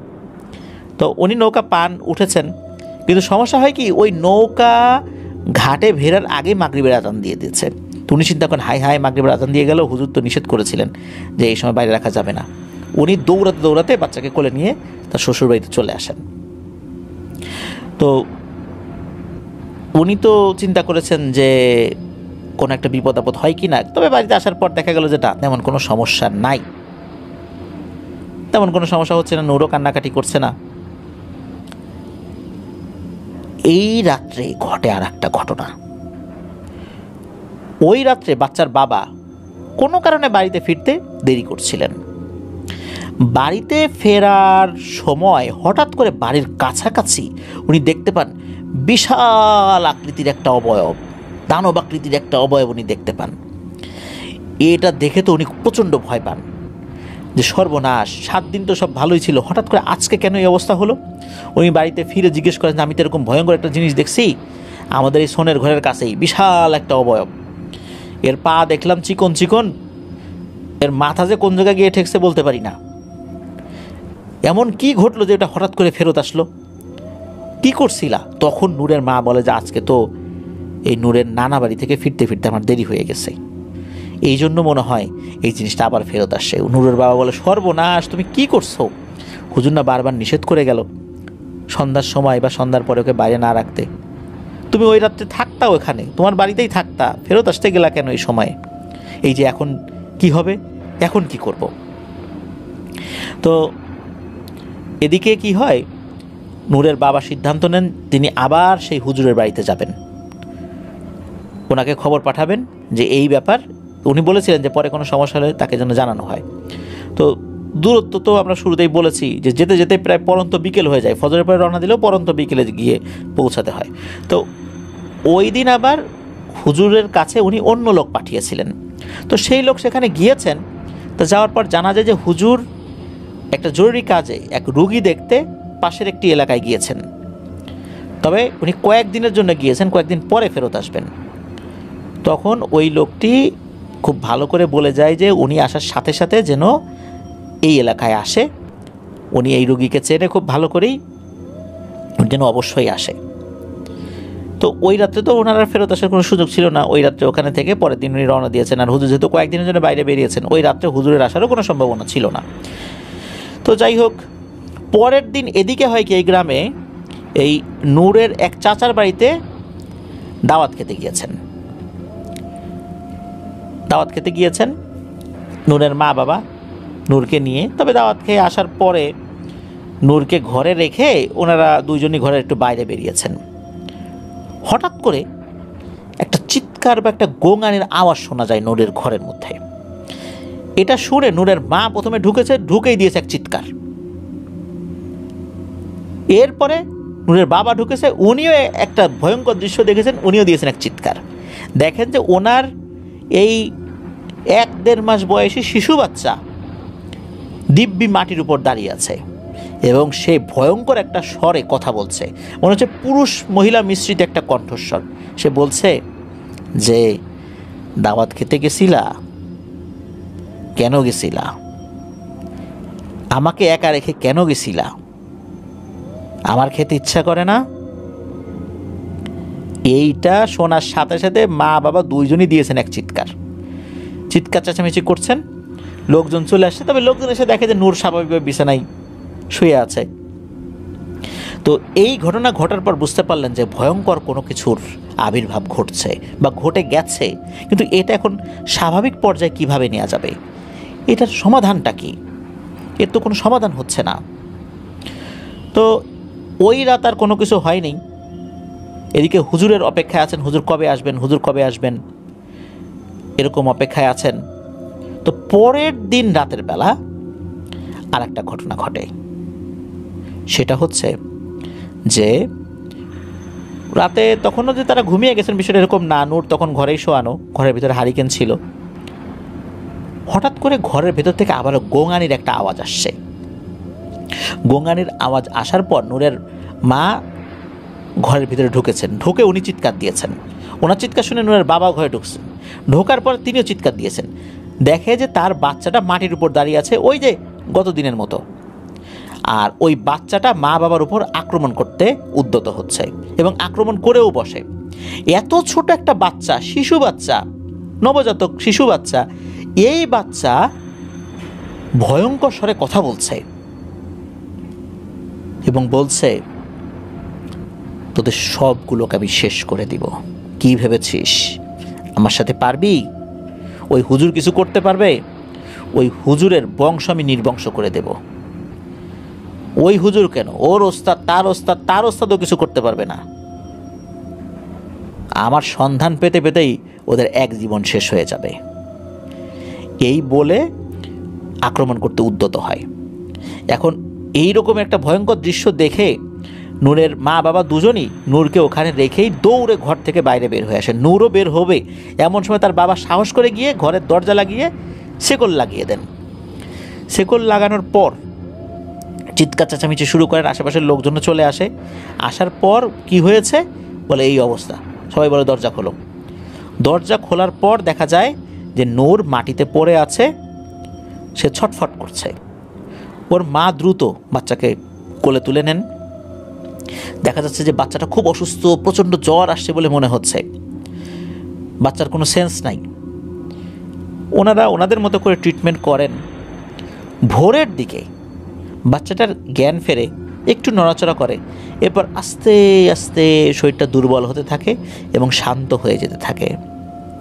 মায়ের কোলেই নূর মারা যায়। ওই দিন বাদ আসর হুজুর আসেন। হুজুর আসার পর সব কিছু শুনে দুঃখ প্রকাশ করেন এবং বলেন যে আমি বারবার বলেছিলাম যে বাচ্চাকে কোনোভাবেই সন্ধ্যার সময় বাইরে রাখা যাবে না, কেন এমনটা করলেন? আমি তো একটা বন্ধনী দিয়ে গিয়েছিলাম। আর এইটা এমন এক শক্তিশালী জিন, এইটা যে আসলে কোথা থেকে আসছে, কেন আসছে এটা জানি না। এটা কি পুরুষ না নারী তাও জানি না। আর এই চিহ্নটা যে কি এটাও বলতে পারি না। আমি এই চিহ্নটা কাগজে বেশ কয়েকজনকে এঁকে দেখিয়েছি, তারাও বলতে পারেন না যে এটা আসলে কি জিনিস।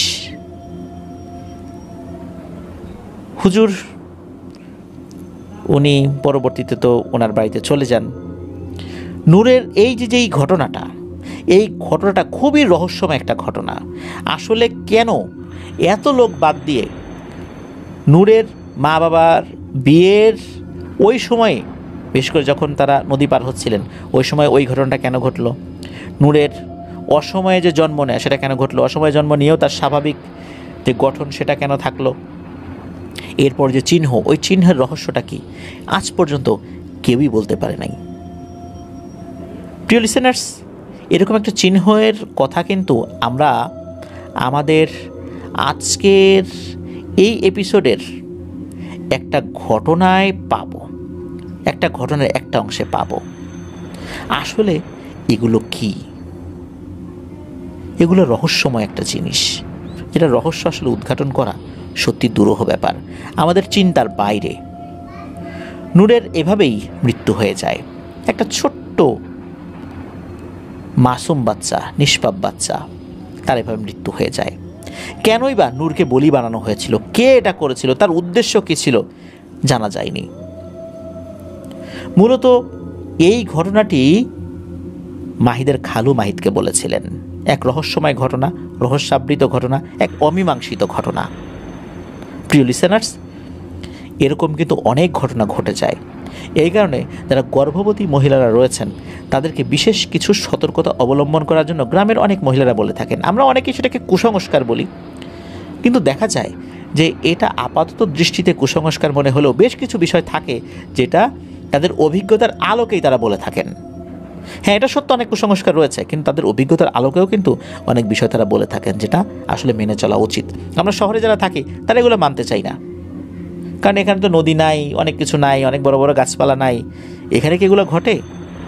হ্যাঁ, ঘটে। এখানেও হতে পারে, ভিন্নভাবে হতে পারে। এজন্য আমাদের সকলের উচিত সতর্ক থাকা। বিশেষ করে আমি আমাদের লিসেনারদেরকে বলবো যে আমাদের বাড়িতে যারা শিশু বাচ্চারা রয়েছে তাদের কাপড় যখন আমরা ধুবো, এটা কোনোভাবেই যেন সন্ধ্যার পরে বাইরে না থাকে, বারান্দায় না থাকে, বাইরে না থাকে। এটা যদি না শুকায় তাহলে ঘরে এনে রাখবো। আর একটা বিষয় হলো, বাচ্চার কাপড় ভিজিয়ে রেখে কোনো অবস্থাতেই সারা রাত ওয়াশরুমে রাখা যাবে না। শুধু বাচ্চাদের কাপড় না, নিজেদের কাপড়ও। এখানেও কিন্তু দুষ্টু জিনের প্রভাব পড়তে পারে। আল্লাহ আমাদেরকে হেফাজত করুন। ধন্যবাদ জানাচ্ছি মাহিদকে চমৎকার একটি রহস্যময় ঘটনা আমাদেরকে উপহার দেওয়ার জন্য। এই হাইমচরেই কিন্তু আরও বেশ কিছু ঘটনা ঘটেছিল যেটা মাহিদের মাধ্যমে আমরা পেয়েছিলাম। এক চোখা দানব, যার চোখ ছিল একটা, হাত ছিল একটা, পা ছিল একটা। এই ঘটনাটা কিন্তু অনেক আগে আমরা প্রচার করেছিলাম, এটা মাহিদি আমাদেরকে দিয়েছেন। এছাড়া মাহিদের অনেক ঘটনা কিন্তু আমরা প্রচার করেছি। ইনশাল্লাহ আশা করছি সামনে মাহিদ আরও অনেক ভয়ের ঘটনা আপনাদের হরর ওয়ার্ল্ডের লিসেনারদের জন্য পাঠাবেন, সংগ্রহ করবেন।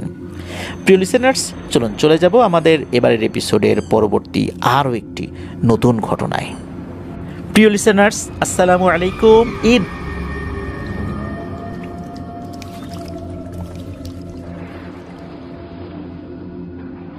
প্রিয় লিসেনার্স, সৌমিত্র রয় এই ঘটনাটি তার স্কুল জীবনের বন্ধু ইয়াসিনের কাছ থেকে শুনেছিলেন।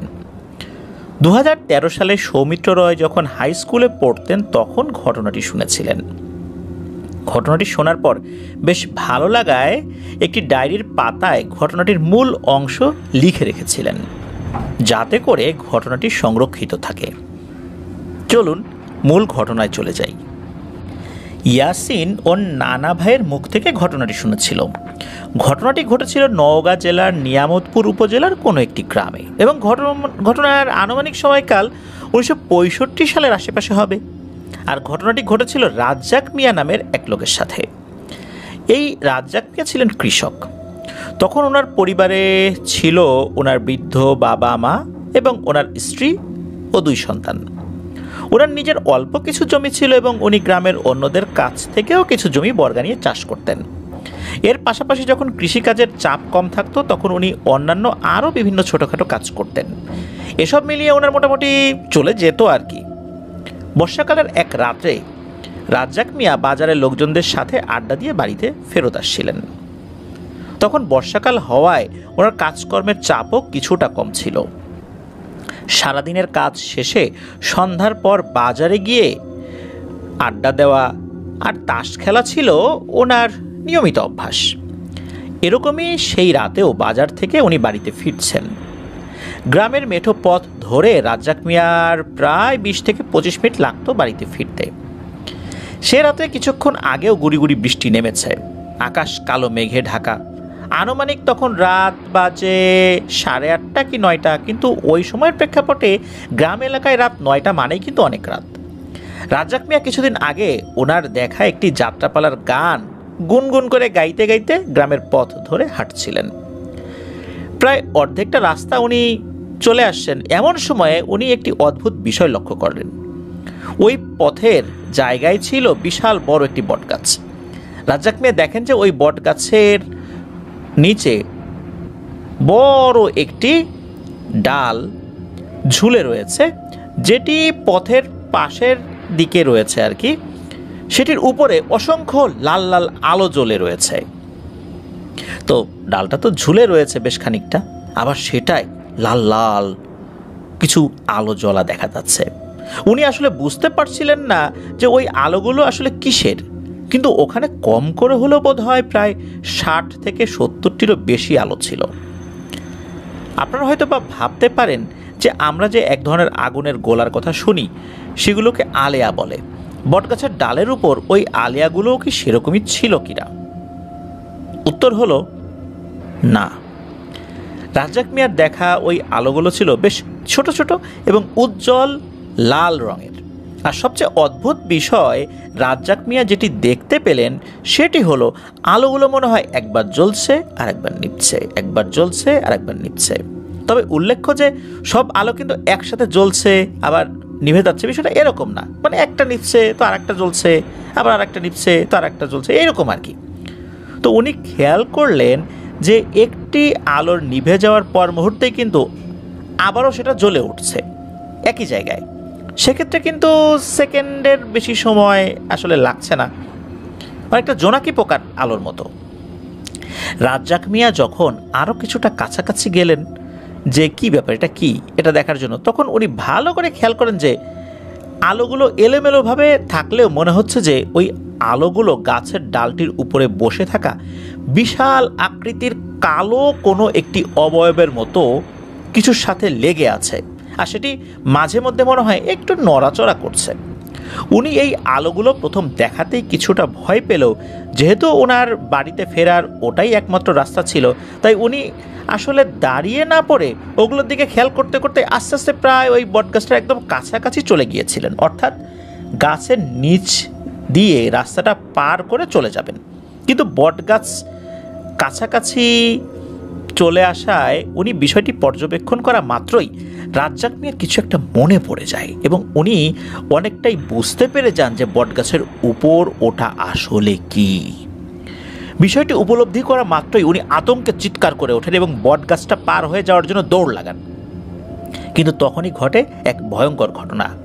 রাজ্জাক মিয়া যখন গাছের নিচ দিয়ে দৌড়ে যাচ্ছেন তখন উনি দেখেন যে ওই জ্বলতে নিভতে থাকা লাল আলোগুলো সমেত গাছের ডালের উপর বসে থাকা বিশাল কালো অবয়বটি লাফিয়ে ঝপ করে ওনার পেছনে মাটির উপর পড়ল, আর এই পড়ার শব্দটাও হলো। এই দেখে রাজ্জাক মিয়া চিৎকার করতে করতে আরও জোরে দৌড়ানোর চেষ্টা করলেন, কিন্তু মুহূর্তের মধ্যেই পেছন থেকে খুব জোরে ধাক্কা মেরে প্রচণ্ড শক্তিশালী কিছু একটা ওনাকে মাটির উপর ফেলে দিল এবং ওনাকে টেনে হিচড়ে পথের পাশে একটা ঝোপের কাছে নিয়ে এলোপাথারি মারতে থাকে। অবয়বটির চাপা গর্জনের শব্দ শুধু রাজ্জাক মিয়ার কানে আসছিল। চারপাশে তখন বেশ অন্ধকার ছিল এবং রাজ্জাক মিয়া তখন মাটিতে পড়ে মার খাচ্ছিলেন। তখন উনি ওনার মাথা এবং মুখমণ্ডল রক্ষার জন্য দুই হাত দিয়ে নিজের চোখ মুখ ও মাথা ধরেছিলেন, তাই উনি আসলে ভালোভাবে কিছু দেখতে পারছিলেন না যে ওনাকে কে এভাবে মারছে। উনি শুধু চিৎকার করেই যাচ্ছিলেন। এক পর্যায়ে এলোপাথারি মারের আঘাত ও যন্ত্রণা সইতে না পেরে উনি অজ্ঞান হয়ে যান। রাজ্জাক মিয়া কতটা সময় ধরে ওভাবে অজ্ঞান হয়ে পড়েছিলেন তা উনি নিজেও জানেন না। ওনার যখন জ্ঞান ফেরে তখন উনি নিজের বাড়িরই বিছানায় শোয়া অবস্থায় নিজেকে দেখতে পান। জ্ঞান ফিরলেও রাজ্জাক মিয়ার শরীর জ্বরে পুড়ে যাচ্ছিল এবং ওনার শরীরের বিভিন্ন জায়গায় অসহ্য রকমের যন্ত্রণা হচ্ছিল। বিশেষ করে জ্ঞান ফেরার সাথে সাথেই ডান হাতে হওয়া প্রচণ্ড যন্ত্রণায় উনি আবারও চিৎকার করে বেহুশ হয়ে যান। মূলত যেটি হয়েছিল যে রাজ্জাক মিয়া যখন আহত অবস্থায় অজ্ঞান হয়ে রাস্তার ধারে একটি ঝোপের পাশে পড়েছিলেন তখন ওনার গ্রামেরই কয়েকজন লোক কাজ শেষে ওই পথ ধরে বাড়িতে ফিরছিলেন। প্রতিমধ্যে বটগাছটার কাছাকাছি আসতেই ওনারা রাস্তার পাশে একটি ঝোপের মধ্যে থেকে কোনো কিছু একটার বারবার নড়াচড়ার শব্দ শুনতে পান। কৌতূহলী হয়ে ওনারা সেদিকে এগিয়ে গেলে দেখতে পান যে সেখানে রাজ্জাক মিয়া মারাত্মক আহত অবস্থায় মাটির উপর অজ্ঞান হয়ে পড়ে আছেন। রাজ্জাক মিয়াকে ওভাবে পড়ে থাকতে দেখে ওই লোকগুলো ভেবেছিলেন যে রাজ্জাক মিয়া বোধ হয় রাতের অন্ধকারে কোনো চোর ডাকাতের খপ্পরে পড়েছিলেন এবং আক্রমণের শিকার হয়েছেন। ওনাদের উপস্থিতি টের পেয়েই হয়তো বা তারা রাজ্জাক মিয়াকে ওই অবস্থাতে ফেলে রেখে দৌড়ে পালিয়েছে। তখন ওনারা তাড়াতাড়ি সবাই মিলে রাজ্জাক মিয়াকে ধরাধরি করে রাজ্জাক মিয়ার বাড়িতে নিয়ে আসেন এবং ডাকাডাকি করে রাজ্জাক মিয়ার পরিবারের সদস্য ও আশেপাশে যারা প্রতিবেশী ছিলেন তাদেরকে জড়ো করেন। শরীরের বিভিন্ন জায়গায় গুরুতর আঘাতের চিহ্ন ছিল স্পষ্ট, এবং দেখে মনে হচ্ছিল যে ওনার ডান হাতটা কেউ যেন প্রবল আক্রোশে মুচড়িয়ে ভেঙে দিয়েছে। রাজ্জাক মিয়ার এই অবস্থা দেখে ওনার বাড়িতে তো কান্নাকাটি রোল পড়ে যায়। সারা রাত আর রাজ্জাক মিয়ার জ্ঞান ফেরেনি। সকালে ওনার আবার জ্ঞান ফেরে, কিন্তু শরীরে তখনও জ্বর এবং প্রচণ্ড ব্যথা যন্ত্রণায় উনি কাতরাচ্ছিলেন, এবং জ্বরের ঘোরে উনি কী সব যেন বিড়বিড় করে বলছিলেন যে ও এখনও আমার দিকে আছে, ও আমাকে নিয়ে যাবে, তোমরাও আমাকে কেউ বাঁচাতে পারবে না, এরকমভাবে বলছিলেন।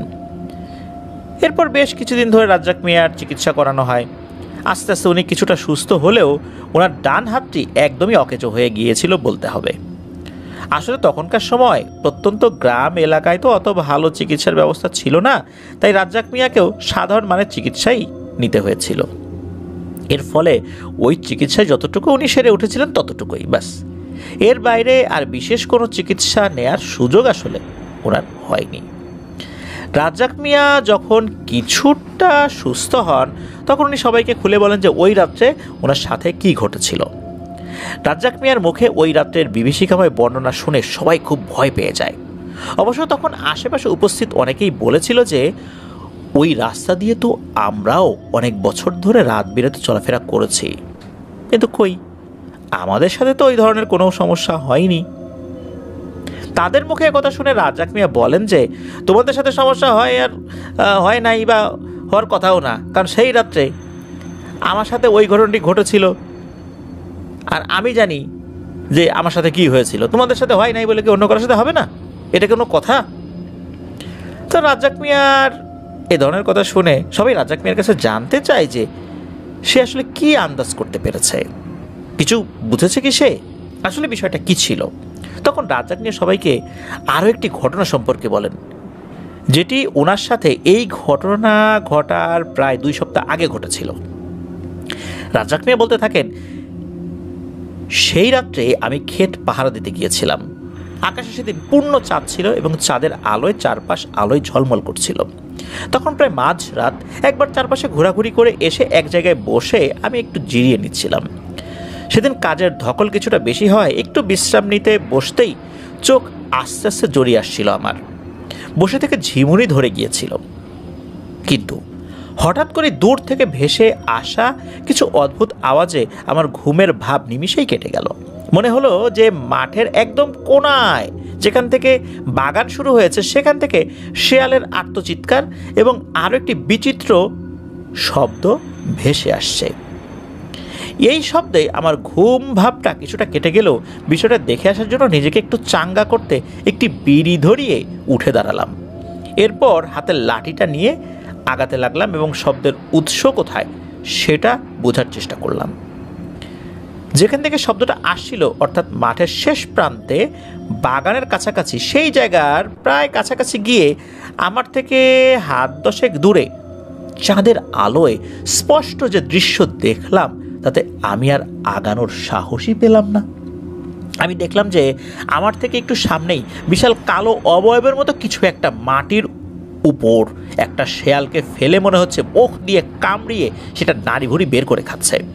আর সবচেয়ে ভয়ঙ্কর বিষয়টি ছিল ওই কালো অবয়বটির শরীর জুড়ে ছিল অসংখ্য লাল লাল চোখ, যেগুলো এক একটি আলাদা আলাদাভাবে পিটপিট করছিল। অবয়বটি যখন শেয়ালটির দেহ ছিঁড়ে খুঁড়ে খাচ্ছিল, তখন সেটার মুখ দিয়ে কেমন এক ধরনের বিভৎস গর্জনের মতো আওয়াজ বের হচ্ছিল। আমি অনেক কষ্টে চুপ থাকতে চাইলেও এই দৃশ্য দেখে আমার মুখ দিয়ে অস্ফুট একটি শব্দ বের হয়ে এসেছিল, আর সেই শব্দই ওই জিনিসটার কানে যেতেই সেটা খাওয়া ফেলে রেখে আমার দিকে ঘুরে তাকায়। আমি তখন অবয়বটিকে আরও কিছুটা ভালোভাবে দেখতে পাই।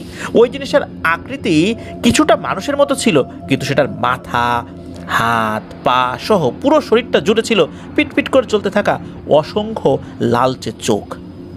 এমনকি সেটার মুখমণ্ডলের পুরোটা জুড়েও ছিল শুধু চোখ আর চোখ। কেবল মুখের জায়গাটায় এবড়ো থেবড়ো একটি গহ্বর ছিল, যার ভেতর থেকে সারি সারি দাঁত উকি দিচ্ছিল। জিনিসটা আমার দিকে ফিরে কেমন যেন একরকম গড় গড় শব্দ করে আমার দিকেই এগিয়ে আসতে থাকে। ওই মুহূর্তে প্রচণ্ড আতঙ্কে আমি যেন দৌড় দিতেও ভুলে গিয়েছি। তখন আমি কিছু না ভেবে প্রথমে আমার হাতের ওই লাঠিটা সজোরে অবয়বটাকে লক্ষ্য করে ছুড়ে দেই। লাঠিটা গিয়ে জোরে করে ওই জিনিসটার শরীরে আঘাত করলেও মনে হলো না যে তাতে সেটার কোনো ক্ষতি হয়েছে। এসব যখন ঘটছিল তখন কিন্তু আমার বিড়িটাও নেভেনি। শুনেছি এসব জিনিস আগুন দেখে নাকি ভয় পায়। লাঠি ছুঁড়ে মারার পরও আমি যখন দেখলাম যে সেটা কিছুই হলো না, তখন আমি কিভাবে আমার হাতের জ্বলন্ত বিড়ির টুকরোটা অবয়বটির দিকে ছুঁড়ে মারি। ততক্ষণে অবশ্য সেটা সেই আদা খাওয়া শেয়ালটিকে ফেলে রেখে আরও কিছুটা এগিয়ে এসেছিল। বিড়িটা ছুঁড়ে মারতেই সেটার গায়ের উপর গিয়ে পড়ে, আর সাথে সাথে অবয়বটি ভয়ানক একটি আওয়াজ করে ওঠে, যা খুবই জোরালো ছিল। আমি ওই অবস্থাতেও বিড়িটা ছুঁড়ে মেরেছিলাম, কারণ আমার চিন্তা ছিল যে এই বিড়িটা তো খেতে খেতে একসময় শেষ হয়ে যাবে, যদি এই আগুনটা ছুঁড়ে মারি তাহলেই হয়তোবা বাঁচার একটা সুযোগ আছে। এই চিন্তা করেই আমি ছুঁড়ে মেরেছিলাম। আর তারপরে এই ঘটনা।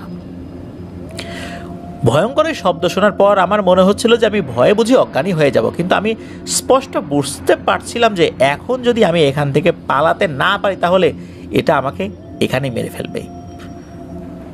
বিড়ির আগুন হয়তোবা নিভে গিয়েছে, এখন আর কি করা, এখন তো আমার বিপদ। তখন আমি আর কিছু না ভেবে আল্লাহর নাম নিয়ে এক দৌড়ে ক্ষেত পার হয়ে রাস্তায় গিয়ে উঠি।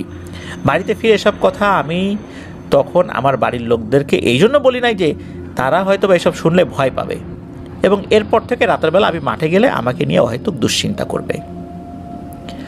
পরবর্তীতে সেদিন যখন আমি বাজার থেকে রাতে বাড়িতে ফিরছিলাম, তখন দূর থেকে প্রথমে বটগাছের ডালের উপর আলো জ্বলতে দেখে আমি বিষয়টি ঠিক বুঝতে পারি নাই। মনে করেছিলাম জোনাকি পোকা হবে, কিন্তু আরেকটু কাছাকাছি যেতেই আমি ওই আলোগুলো আর ওই জিনিসটার উপস্থিতি টের পেলাম যে আসলে আলোগুলো কিসের। কয়েক সপ্তাহ আগে আমি মাঠে যে অবয়বটির সম্মুখীন হয়েছিলাম সেটিরই চোখগুলো থেকে বের হওয়া লালচে আলো হচ্ছে এগুলো। বিষয়টি বোঝা মাত্রই আমি সেখান থেকে বাড়ির দিকে দৌড় দেই, কিন্তু আচমকাই জিনিসটা গাছের উপর থেকে নেমে এসে আমাকে আক্রমণ করে বসে। এক পর্যায়ে আমাকে এত জোরে আঘাত করে যে আমি ব্যথা সহ্য করতে না পেরে অজ্ঞান হয়ে যাই। এরপর যা ঘটেছে তা হয়তো তোমরাই আমার থেকে ভালো জানো। রাজ্জাক মিয়ার মুখে এসব ঘটনা শুনে উপস্থিত সবাই তো বেশ অবাক হয়ে যায়, ভয়ও পায়। অনেকেই ভেবেছিলেন যে সেই রাত্রে বাজার থেকে ফেরার সময় রাজ্জাক মিয়া চোর ডাকাতের আক্রমণের শিকার হয়েছিলেন, কিন্তু উনি এখন যেটা বলছেন তা তো রীতিমতো ভয়ের এবং আতঙ্কের। রাজ্জাক মিয়ার স্ত্রী এসব শুনে খুব কান্নাকাটি, চিৎকার চেঁচামেচিও করেছিলেন, এই বলে যে রাজ্জাক মিয়া কেন ওনাকে এসব কথা আগে বলেন নাই। তখন ওখানে উপস্থিত একজন মুরব্বী গোছের প্রতিবেশী বলেন যে এসব সমস্যা হলে তো কবিরাজের কাছে যাওয়া দরকার। চিকিৎসা করে শারীরিকভাবে সুস্থ হওয়া গেলেও এসব জিনিসের প্রভাব কিন্তু খুব খারাপ, আর এসব জিনিস একবার কারো পিছু লেগে গেলে অনেক বড় ক্ষতি না করে কিন্তু যায় না, অর্থাৎ অনেক বড় ক্ষতি হওয়ার সম্ভাবনা খুবই প্রবল। রাজ্জাক মিয়াকে রহিম কবিরাজের কাছে দেখিয়ে নিয়ে আসো একবার। রহিম কবিরাজ ছিলেন মূলত একজন বয়স্ক কবিরাজ, যিনি রাজ্জাক মিয়াদের গ্রামের 2 গ্রাম পরে থাকতেন। রাজ্জাক মিয়ার পরিবারের সদস্যরা তখন ওই মুরব্বির দেয়া উপদেশকে যৌক্তিক বলেই মনে করেন, কারণ এই কয়দিন তো ওনারা স্পষ্টভাবেই জানতেন না যে রাজ্জাক মিয়ার সাথে অতিপ্রাকৃত কোনো সমস্যা হয়েছিল কিনা। রাজ্জাক মিয়ার শরীরে তখনও বেশ কয়েক জায়গায় অনেক ব্যথা ছিল, তারপরও চলমান পরিস্থিতি বিবেচনা করে সবাই একটু কষ্ট হলেও রাজ্জাক মিয়াকে রহিম কবিরাজের কাছে নেয়ার সিদ্ধান্ত নেন। পরদিন দুপুরের পর পূর্ব পরিকল্পনা মোতাবেক রাজ্জাক মিয়ার স্ত্রী ও ছেলেসহ আশেপাশের আরও কয়েকজন পাড়া প্রতিবেশী মিলে রাজ্জাক মিয়াকে নিয়ে রহিম কবিরাজের বাড়ির উদ্দেশ্যে রওনা হন। তখন বর্ষাকাল হওয়ার কারণে থেকে থেকে বৃষ্টি নামছিল এবং রাস্তাঘাট ছিল একদম কর্দমাক্ত, তাই অনেক বেশি দূর না হলেও রাজ্জাক মিয়াকে নিয়ে রহিম কবিরাজের বাড়ি পৌঁছাতে ওনাদের বেশ ঝামেলাই পোহাতে হয়েছিল। রহিম কবিরাজের বাড়িতে পৌঁছাতে দুপুর গড়িয়ে প্রায় বিকেল হয়ে যায়। রহিম কবিরাজ তখন বাড়িতেই ছিলেন, তবে কোনো একটা কাজে ব্যস্ত ছিলেন। রাজ্জাক মিয়ার সাথে যারা গিয়েছিলেন তাদের মধ্যে একজনের সাথে আবার রহিম কবিরাজের পূর্ব পরিচয় এবং খুব ভালো সম্পর্ক ছিল। ওনারা রহিম কবিরাজের বাড়ির উঠোনে উপস্থিত হলে রহিম কবিরাজ ওনাদের বসতে বলে আবার ভেতরে চলে যান। এরপর কাজ শেষ করে এসে উনি রাজ্জাক মিয়া এবং ওনার পরিবারের সদস্য ও প্রতিবেশীদের সাথে বসেন। রহিম কবিরাজ ওনাদের কাছে জানতে চান যে রাজ্জাক মিয়ার আসলে কি সমস্যা হয়েছে। ওনারা যখন উল্লেখ করেন যে রাজ্জাক মিয়ার সাথে অতিপ্রাকৃত সমস্যা হয়েছে, তখন রহিম কবিরাজ ওনাদেরকে সব ঘটনা বিস্তারিতভাবে বলতে বলেন। এরপর রাজ্জাক মিয়া নিজেই ওনার সাথে ঘটা সব ঘটনা এবং উনি কি কি দেখেছিলেন সব কিছু বিস্তারিতভাবে রহিম কবিরাজকে খুলে বলেন। সব শুনে রহিম কবিরাজ বলেন যে বিষয়টা আমার কাছে খুব একটা ভালো কিছু মনে হচ্ছে না। আমি যেটা ভাবছি সেটা সত্যি হলে রাজ্জাকের কপালে কিন্তু দুঃখ আছে বলে দিলাম, কিন্তু এখন আমি নিশ্চিতভাবে আসলে কিছু বলতে পারছি না। যদিও আমি জানার চেষ্টা করছি বিষয়টা আসলে কী ছিল। তোমরা এই ঘরেই অপেক্ষা করো, আমি যতক্ষণে নিজে থেকে এখানে না ফিরবো ততক্ষণে আমাকে ভেতর থেকে ডাকতে যেও না। এই বলে রহিম কবিরাজ বাড়ির ভেতরে ঢুকে যান এবং ওনার ঘরে ঢুকে দরজা লাগিয়ে দেন। এরপর রাজ্জাক মিয়া ও ওনার পরিবারের সদস্যরা অপেক্ষা করতে থাকেন। সন্ধ্যা হয়ে অন্ধকার নেমে আসে, কিন্তু এই রহিম কবিরাজ আর বের হন না। অবশেষে মাগরিবের ওয়াক্ত পার হয়ে গেলে রহিম কবিরাজকে ঘরের ভেতর থেকে বের হয়ে আসতে দেখা যায়। রহিম কবিরাজের চেহারায় ফুটে ওঠা এবং গম্ভীর একটি ভাব দেখা যাচ্ছিল, সেটা রাজ্জাক মিয়ার পরিবারের সদস্যদেরকে এবং আশেপাশে যারা আসছিলেন তাদেরকে বিচলিত করে তোলে। রহিম কবিরাজ ওনাদের সামনে এসে বসেন এবং বলতে থাকেন, সাধারণত আমার এতটা বেশি সময় লাগে না কোনো তথ্য জোগাড় করতে। যাই হোক, আমি যে তথ্য পেয়েছি তা খুব একটা ভালো কিছু না। রাজ্জাকের সাথে যে জিনিসটার মোলাকাত হয়েছিল সেটি আসলে একটি চোখওয়ালা। এই চোখওয়ালারা খুবই ভয়ানক ধরনের এবং বিশেষ প্রকৃতির, তবে এরা সাধারণত বিশেষ কোনো কারণ ছাড়া মানুষের সংস্পর্শে খুবই কম আসে। এদের শরীরে অসংখ্য চোখ রয়েছে, যেগুলো দিয়ে এরা এমন অনেক কিছু দেখতে পায় যা শুধু মানুষ কেন, অন্যান্য জাতের জিনেদেরও কল্পনার বাইরে। এরা বিশেষ এক ধরনের জিন। রাজ্জাক মিয়ার সাথে ওই চোখওয়ালাটার কোনো সমস্যাই ছিল না। প্রথমে রাজ্জাক যে রাত্রে ফসলের খেতে ওটাকে শিয়ালের মৃতদেহ খেতে দেখেছিল, সেই রাত্রে রাজ্জাক যদি দূর থেকে ওটাকে দেখা মাত্র ওখান থেকে সরে পড়তো, তাহলে ঘটনা আর এতদূর আগাতো না। কিন্তু রাজ্জাক মিয়া কী করেছে, ওর কাছে গিয়ে লাঠি ছুঁড়ে আঘাত করেছে। এ পর্যন্ত হয়তো একটা সহনীয় পর্যায়ে ছিল, কিন্তু রাজ্জাকের একদমই উচিত হয়নি হাতের জ্বলন্ত বিড়িটা ওর দিকে ছুঁড়ে দেয়া। চোখওয়ালারা আগুন একদমই সহ্য করতে পারে না। ও শুধু হয়তো ভয় দেখিয়ে রাজ্জাককে সেখান থেকে তাড়িয়ে দিতে চেয়েছিল, যাতে ওর খাবার খাওয়ার কোনো ব্যাঘাত না ঘটে। কিন্তু ও আন্দাজও করতে পারেনি যে রাজ্জাক মিয়া হঠাৎ করেই এরকম একটা জ্বলন্ত আগুন ওর শরীরে ছুঁড়ে মারবে। আর রাজ্জাকও ভেবেছিল যে ওই চোখওয়ালাটা হয়তো ওকে আক্রমণ করার জন্যই একটু একটু করে এগিয়ে আসছে, তাই রাজ্জাক হয়তো খুব বেশি চিন্তাভাবনা না করেই এই কাজটি করে ফেলেছে। জ্বলন্ত বিড়ির টুকরাটা চোখওয়ালার শরীরে ছুঁড়ে দেওয়ার কারণে ওর শরীরের একটা অংশ পুড়ে যায় বাজেভাবে, আর ওর বেশ অনেকগুলো চোখ নষ্ট হয়ে যায়। আমাদের ক্ষেত্রে যেমন সব কিছু দেখার জন্য আমাদের দুটি চোখের দৃষ্টিশক্তি আমাদের উপর, আমাদের যত দেখার যা ব্যাপার স্যাপার রয়েছে তার জন্য আমরা কিন্তু আমাদের দু চোখের উপর নির্ভরশীল। তো আমাদের কাছে দু চোখ যেমন গুরুত্বপূর্ণ, ঠিক তেমনি ওদের ক্ষেত্রেও ওদের প্রতিটি চোখই কোনো না কোনো কাজে খুবই গুরুত্বপূর্ণ। ওদের সারা শরীরে অনেকগুলো চোখ থাকলেও সেগুলোর প্রতিটি সমানভাবে দেখার কাজে ওরা ব্যবহার করে এবং প্রত্যেকটারই আলাদা আলাদা কিছু বিশেষত্ব রয়েছে। তাৎক্ষণিক যন্ত্রণার কারণে চোখওয়ালাটা একটু নিস্তেজ হয়ে পড়েছিল, এটা রাজ্জাকের সৌভাগ্য। রাজ্জাক যদি ওই সুযোগে পালিয়ে না এসে আর এক মুহূর্ত সেখানে অবস্থান করতো, তাহলে ওকে ওখানেই মেরে ফেলতো। রাজ্জাক সে সময়ের মতো পালিয়ে আসলেও ওই চোখওয়ালাটা কিন্তু রাজ্জাকের উপর প্রতিশোধ নেয়ার নেশায় উন্মত্ত হয়ে ওঠে, আর এই উন্মত্ত ভাব এখনও রয়ে গেছে। রাজ্জাকের উপর সে প্রতিশোধ নেবেই। ও এরপর প্রতি রাত্রে একটি সুযোগের অপেক্ষায় দূর থেকে রাজ্জাকের উপর নজর রেখেছিল। এরপর ঘটনার দিনও রাজ্জাককে সে বাগে পেয়ে যায় এবং প্রচণ্ড আক্রোশে রাজ্জাকের উপর আক্রমণ করে। প্রথমেই হয়তো ও রাজ্জাকের হাতেই আঘাত করে হাতটি ভেঙে দিয়েছিল, এই কারণে যে ওই হাত দিয়ে রাজ্জাক ওর শরীরে জ্বলন্ত আগুন ছুঁড়ে মেরেছিল। চোখওয়ালাটার লক্ষ্য ছিল রাজ্জাককে ভয়ানকভাবে যন্ত্রণা দিয়ে এক পর্যায়ে জানে মেরে ফেলা, ঠিক যেভাবে রাজ্জাকের আঘাতেও যন্ত্রণা পেয়েছিল। আর সামান্য দেরি হলেও হয়তো রাজ্জাককে আর বাঁচানো যেত না, কিন্তু এবারও রাজ্জাকের ভাগ্য বলতে হবে আল্লাহর রহমতে ওই সময়ে কয়েকজন লোক ওই পথ দিয়ে যাওয়ার সময় যখন ওই চোখওয়ালাটা আওয়াজ শোনে, তখন ওখান থেকে চলে যায়। আর রাজ্জাকের আওয়াজ শুনে, এক ধরনের আওয়াজ তো রাজ্জাক করছিল, এগুলো আবার ওই লোকগুলো শুনেছে। তখন লোকগুলো এদিকে এগিয়ে এসেছে, আর লোকগুলোর উপস্থিতি টের পেয়ে মূলত চোখওয়ালাটা রাজ্জাককে ওই অবস্থাতে ফেলে রেখেই সেখান থেকে চলে যায়। রহিম কবিরাজের এসব কথা শুনে উপস্থিত সবাই খুবই ভয় পেয়ে যায় এবং বিষয়টি সমাধানের জন্য কোনো একটা উপায় বলে দেওয়ার জন্য রহিম কবিরাজকে অনেক অনুনয় বিনয় করতে থাকে। রহিম কবিরাজ তখন বলেন যে এই চোখওয়ালারা খুবই উগ্র প্রকৃতির এবং এদেরকে হাজির করা অত্যন্ত ঝুঁকিপূর্ণ। সামান্য ভুল ত্রুটি হলেই এরা জায়গাতেই হাজিরকারীকে অর্থাৎ কবিরাজকে মেরে ফেলে।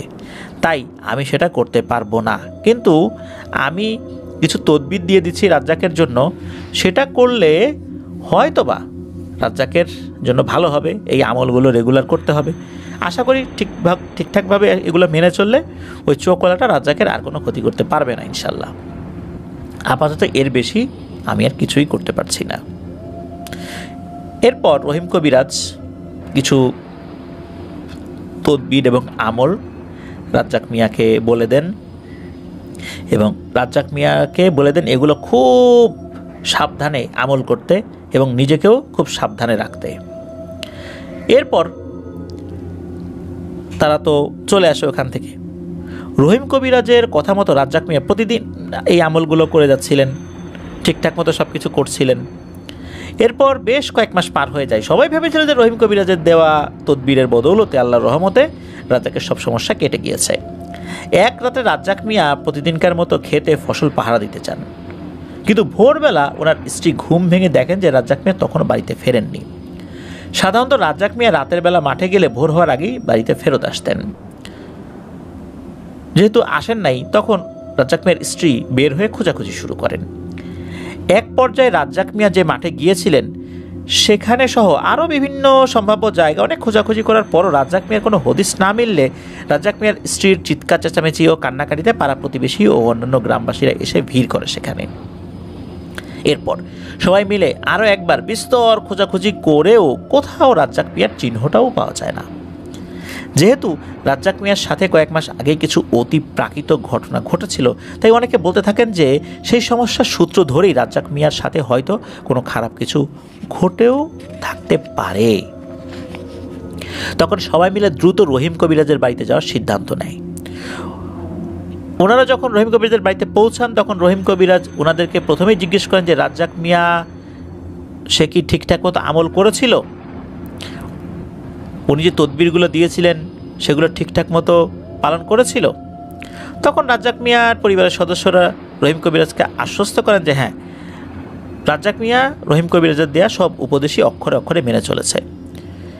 একথা শোনার পর রহিম কবিরাজ ওনাদেরকে অপেক্ষা করতে বলে বাড়ির ভেতরে চলে যান।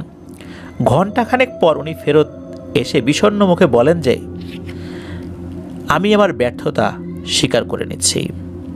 আমার দেয়া তদবির সাময়িকভাবে কার্যকরী হলেও দীর্ঘমেয়াদের জন্য সেগুলো ওই চোখওয়ালাটাকে আটকাতে পারেনি। রাজ্জাক এখন আর জীবিত নেই। অনেক দিন ধরে ওত পেতে থাকার পর গত রাত্রে সুযোগ পাওয়া মাত্রই চোখওয়ালাটা রাজ্জাককে আক্রমণ করেছে এবং রাজ্জাকের লাশটা কোথাও নিয়ে গিয়ে হাড় মাংস সব খেয়ে ফেলে ওর প্রতিশোধ পূরণ করেছে। আমার জানা সর্বোচ্চ বিদ্যা দিয়েই আমি তোমাদেরকে সাহায্য করেছিলাম, কিন্তু ও এতটাই শক্তিশালী যে আমার দেওয়া তদবির সময়ের সাথে সাথে একটা পর্যায়ে গিয়ে ওর শক্তির সামনে অকেজো হয়ে পড়েছিল। এসব কথা শুনে কান্নার রোল পড়ে যায়। কেউ আসলে বিশ্বাসই করতে পারছিল না যে এতদিন কেটে যাওয়ার পরও হঠাৎ করেই রাজ্জাক মিয়ার সাথে এসব কিভাবে ঘটল। রহিম কবিরাজ রাজ্জাক মিয়ার মৃত্যুর খবর জানিয়ে দিলেও এরপরও আরও কয়েকদিন রাজ্জাক মিয়াকে খোঁজাখুঁজি করা হয়েছিল, কিন্তু কোথাও আর তাকে খুঁজে পাওয়া যায়নি। সবাই তখন এক বাক্যে মেনে নিয়েছিলেন যে রহিম কবিরাজের কথা আসলেই ঠিক, রাজ্জাক মিয়াকে সেই চোখওয়ালাটাই মেরে ফেলেছে।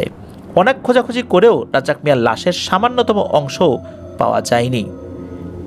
আশা করেছিলেন লাশের কোনো একটা অংশ যদি পাওয়া যেত সেটাই হয়তো বা দাফন করা যেত, অন্তত রাজ্জাক মিয়ার কবরের চিহ্নটা থাকতো। সবাই এতটুকু নিশ্চিত হয়েছিলেন ওর হাড় মাংস সহ চিবিয়ে খেয়ে ফেলেছে, এমনকি তার শরীরে যে পোশাক ছিল সেটাও পাওয়া যায়নি, অর্থাৎ পোশাক সহই তাকে খেয়ে ফেলেছে। এভাবেই চিরতরে রাজ্জাক মিয়া ওই চোখওয়ালাটার খাবার হয়ে গিয়েছিল। এটাই ছিল ঘটনা। প্রিয় লিসেনার্স, ঘটনাটি শুনলেন, খুবই মর্মান্তিক একটি ঘটনা, ভয়ঙ্কর বটে। এটা থেকে আমরাও কিন্তু কিছু শিক্ষা নিতে পারি।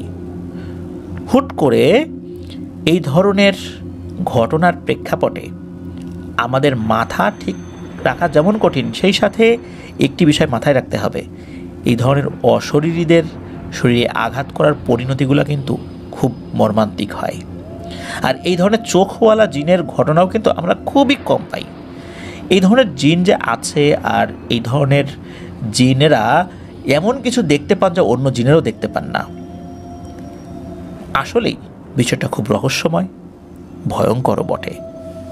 চলুন আমরা চলে যাব আমাদের এবারের এপিসোডের পরবর্তী আরও একটি নতুন ঘটনায়। প্রিয় লিসেনার্স,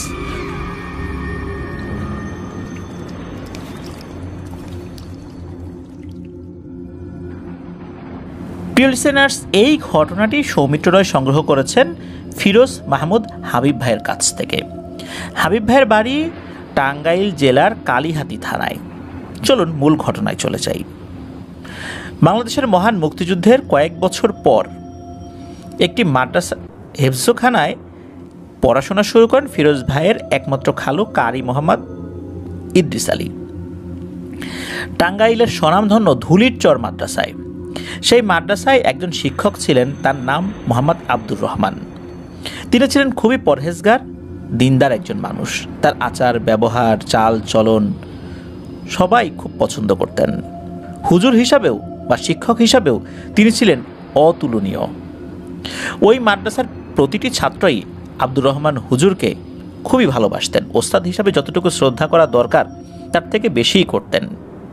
এই ভালোবাসার খাতিরে অনেক সময় হুজুরের অনেক কাজ ছাত্ররা আপন খুশিতে এমনিতেই করে দিতেন। যদিও বা হুজুর এটা পছন্দ করতেন না। উনি সবসময় বলতেন যে, দেখো বাবারা, নিজের ব্যক্তিগত কাজ নিজে করাটাই উত্তম, কারণ রাসূলুল্লাহ সাল্লাল্লাহু আলাইহি সাল্লাম নিজের ব্যক্তিগত কাজগুলো নিজে করা পছন্দ করতেন। এই জন্য আমার ব্যক্তিগত কাজগুলো আমাকেই করতে দাও। তোমরাও যখন মসজিদ মাদ্রাসার খেদমতে যাবা, তোমরাও নিজেদের ব্যক্তিগত কাজ নিজেরাই করো, ছাত্রদেরকে দিয়ে এই কাজগুলো করিও না। কিন্তু কে শোনে কার কথা? স্টুডেন্টরা হুজুরের সব হুকুম মানলেও এই বিষয়টাতে কেন জানি ইচ্ছা করেই তারা এই আদেশটা এড়িয়ে যেতেন। এর কারণও হুজুর বুঝতে পারতেন, কারণ এটা হচ্ছে ভালোবাসার ফল। যার কারণে হুজুর এই বিষয়টা পছন্দ না করলেও এই বিষয় নিয়ে বাচ্চাদেরকে ওইভাবে উনি শাসন করতে পারতেন না। ফিরোজ ভাইয়ের খালু বলেন, ওই সময় নাকি তাদের সাথে কিছু জিনেরাও লেখাপড়া করত, কিন্তু এই জিনেরা কারা ছিল সেটা কেউ জানতো না, শুধু জানতেন আব্দুর রহমান হুজুর। আব্দুর রহমান হুজুরের কাছে দিনে ও রাত্রে সবসময় মাদ্রাসার কম বেশি ছাত্ররা পড়া নিত, যেটাকে কওমি মাদ্রাসার পরিভাষায় সবক বলা হয়। সেই সমস্ত ছাত্রদের মাঝে জিন ছাত্ররাও আসতো, আর মাদ্রাসার সব ছাত্ররাই জানতো তাদের সঙ্গে জিনেরাও লেখাপড়া করে, কিন্তু সত্যিকার অর্থে কেউই জানতো না এই জিনগুলো কে বা কারা। একদিন ফিরোজ ভাইয়ের খালু কারি ইদ্রিস আলীকে এবং আরও কয়েকজন ছাত্রকে আব্দুর রহমান হুজুর বলেন, তোরা আজকে আমার সঙ্গে আমার বাড়ি যাবি, গিয়ে আমার কিছু কাজ আছে, কাজ করে দিয়ে আসবি। এমনিতে তো খুব কাজ করতে চাস, চল আজকে তোদেরকে নিয়ে যাব, দেখি কে কাজ করতে পারিস। সবাই তো মনে হলো খুব খুশি কাজের কথা শুনে। সবাই এক বাক্যে রাজি হয়ে গেল হুজুরের বাড়িতে যাওয়ার জন্য। হুজুর সবাইকে বাড়িতে নিয়ে গিয়ে বলেন, চল তোরা সবাই ধান খেতে গিয়ে ধান কেটে নিয়ে বাড়িতে আসতে হবে। যথারীতি সবাই মিলে ধান কাটার জন্য মাঠে রওনা দেয়। ক্ষেতের মাঝামাঝি গিয়ে হুজুর নির্দিষ্ট কয়েকজন ছাত্রকে বলেন যে, তোরা মাঠের সাইডে গাছের নিচে গিয়ে চুপচাপ বসে থাক, আর বাকি কয়েকজন ছাত্রকে বলে কাজ করতে। যাদেরকে বসে থাকার জন্য গাছের নিচে যেতে বলেন আব্দুর রহমান হুজুর, তাদের মধ্যে ফিরোজ ভাইয়ের খালুকেও বলেছিলেন। সবাই তো বেশ খুশি মনে এই মাদ্রাসা থেকে এসেছে হুজুর বাড়িতে কাজ করার জন্য, কিন্তু হুজুর এখন তাদেরকে বলছে গাছের নিচে বসে সময় কাটাতে, আর অন্য যাদেরকে কাজ করতে বলেছেন তারা কিভাবে কাজ করে সেটাও দেখতে বলেছেন। জিনিসটা কেমন জানি একটু অন্যরকম লাগে তাদের কাছে, কিন্তু কেয়ার করা, হুজুর যেহেতু বলেছেন তার কথার অবাধ্য তো হওয়া যাবে না, তাই তারা বাধ্য হুজুরের কথা মানতে। সবাই তখন ওই গাছের নিচে গিয়ে বসে আর গল্প করতে থাকে। গল্পের ফাঁকে ফাঁকে দেখতে থাকে ওই যে ছাত্রগুলো গিয়ে ধান কাটছে তারা আসলে কিভাবে কাটছে, তারা কতটুকু দ্রুত গতিতে কাজ করছে। তারা খেয়াল করে যে এই ছাত্রদের মাঝে একজন স্টুডেন্ট খুবই দ্রুত গতিতে কাজ করছে। 10 জন লোক একসাথে কাজ করলে যতটুকু আগাতে পারবে ওই একজন ছাত্র সেই গতিতে কাজ করছে। মানে একজন ছাত্র যতটুকু পরিমাণে কাজ করছে সাধারণ একজন মানুষ সেই কাজ করতে যদি যায় তাহলে তার পক্ষে কখনোই সেটা করা সম্ভব নয়। কম করে হলেও 10 জনের উপরে মানুষ প্রয়োজন একই সময়। শুধু তাই নয়, খুব অল্প সময়ের মধ্যেই তারা অনেক বড় ধান কেটে একত্র করে ফেলে আর সেগুলো মাথায় তুলে নিয়ে বাড়ির দিকে রওনা হয়। আর একজন ছাত্রের মাথায় যতটুকু পরিমাণ ধানের বোঝা ছিল ততটুকু পরিমাণ বোঝা সাধারণ কোনো মানুষ বহন করতে পারবে না। সবাই কিন্তু এটাও খেয়াল করেছিল যে প্রথমে মনে হয়েছিল একজন 10 জনের কাজ করছে, পরে খেয়াল করলো যে অন্যান্যরাও ধান কাটতে কাটতে যেই সাইডে যাচ্ছে ওই ক্ষেতটার সেই দিকে সাফ হয়ে যাচ্ছে। এটা কিন্তু দিনের বেলার ঘটনা, রাতের বেলার ঘটনা না। আর এরাই এবার সেই ধানগুলো বহন করে নিয়ে চলে আসছে। তো মাদ্রাসা থেকে ছাত্ররা এসে এত পরিশ্রম করে ধান কেটে বাড়িতে নিয়ে গিয়ে ধান মাড়াই করেও দিল। কোনো মানুষ ভুলেও কখনো বুঝতে পারেনি যে এই ছাত্রগুলো আসলে কারা ছিল। ওই ছাত্রগুলোর এই পরিমাণ পরিশ্রমের কাজ দেখে ফিরোজ ভাইয়ের খালু মাদ্রাসার এক হুজুরের কাছে জানতে চায় যে ছাত্রগুলো গিয়ে এত অল্প সময়ের মধ্যে এত বেশি কাজ করে দিয়ে আসে, সেই ছাত্রগুলোর বাড়ি কোথায় আসলে। কিন্তু তাদের কোনো ঠিকানা হুজুর দিতে পারে না। পরবর্তীতে সেই ছাত্রগুলোকে আর কখনো ওই মাদ্রাসাতে দেখতেও পাওয়া যায় না। সেই ছাত্রগুলোকে তখনই দেখা যায় যখন শুধু আব্দুর রহমান হুজুর কোনো কাজের জন্য মাদ্রাসা থেকে কিছু ছাত্রকে ডেকে নিয়ে যায়। ঠিক সেই সময় সেই হুজুর তখন বিস্ময়কর তথ্য দেন ফিরোজ ভাইয়ের খালুকে। তিনি বলেন এই আব্দুর রহমান হুজুরের অনেক জিন ছাত্র রয়েছে যারা হুজুরকে সবসময় বিভিন্ন কাজে সহযোগিতা করে এবং তাদের ইচ্ছাতেই করে। তারা সবসময় এসে বসে থাকে হুজুর কখন কোনো একটা কথা বলবে সে কাজটা করে দেবে। এটা ভালোবাসার একটা বহিঃপ্রকাশ। হুজুর মানুষের চিকিৎসাও করতেন, যেমন রুকিয়া করা বা কাউকে জিনে ধরলে সেটা ট্রিটমেন্ট করা, ঝাড়ফুঁক করা, এরকম অনেক ধরনের চিকিৎসাই করতেন। এছাড়া বিভিন্ন অসুখ বিসুখেরও ভেষজ চিকিৎসা উনি করতেন। সে সময় অনেক দূর দূরান্ত থেকে আব্দুর রহমান হুজুরের কাছে অনেক মানুষ বিভিন্ন রকমের চিকিৎসার জন্য তার শরণাপন্ন হতো।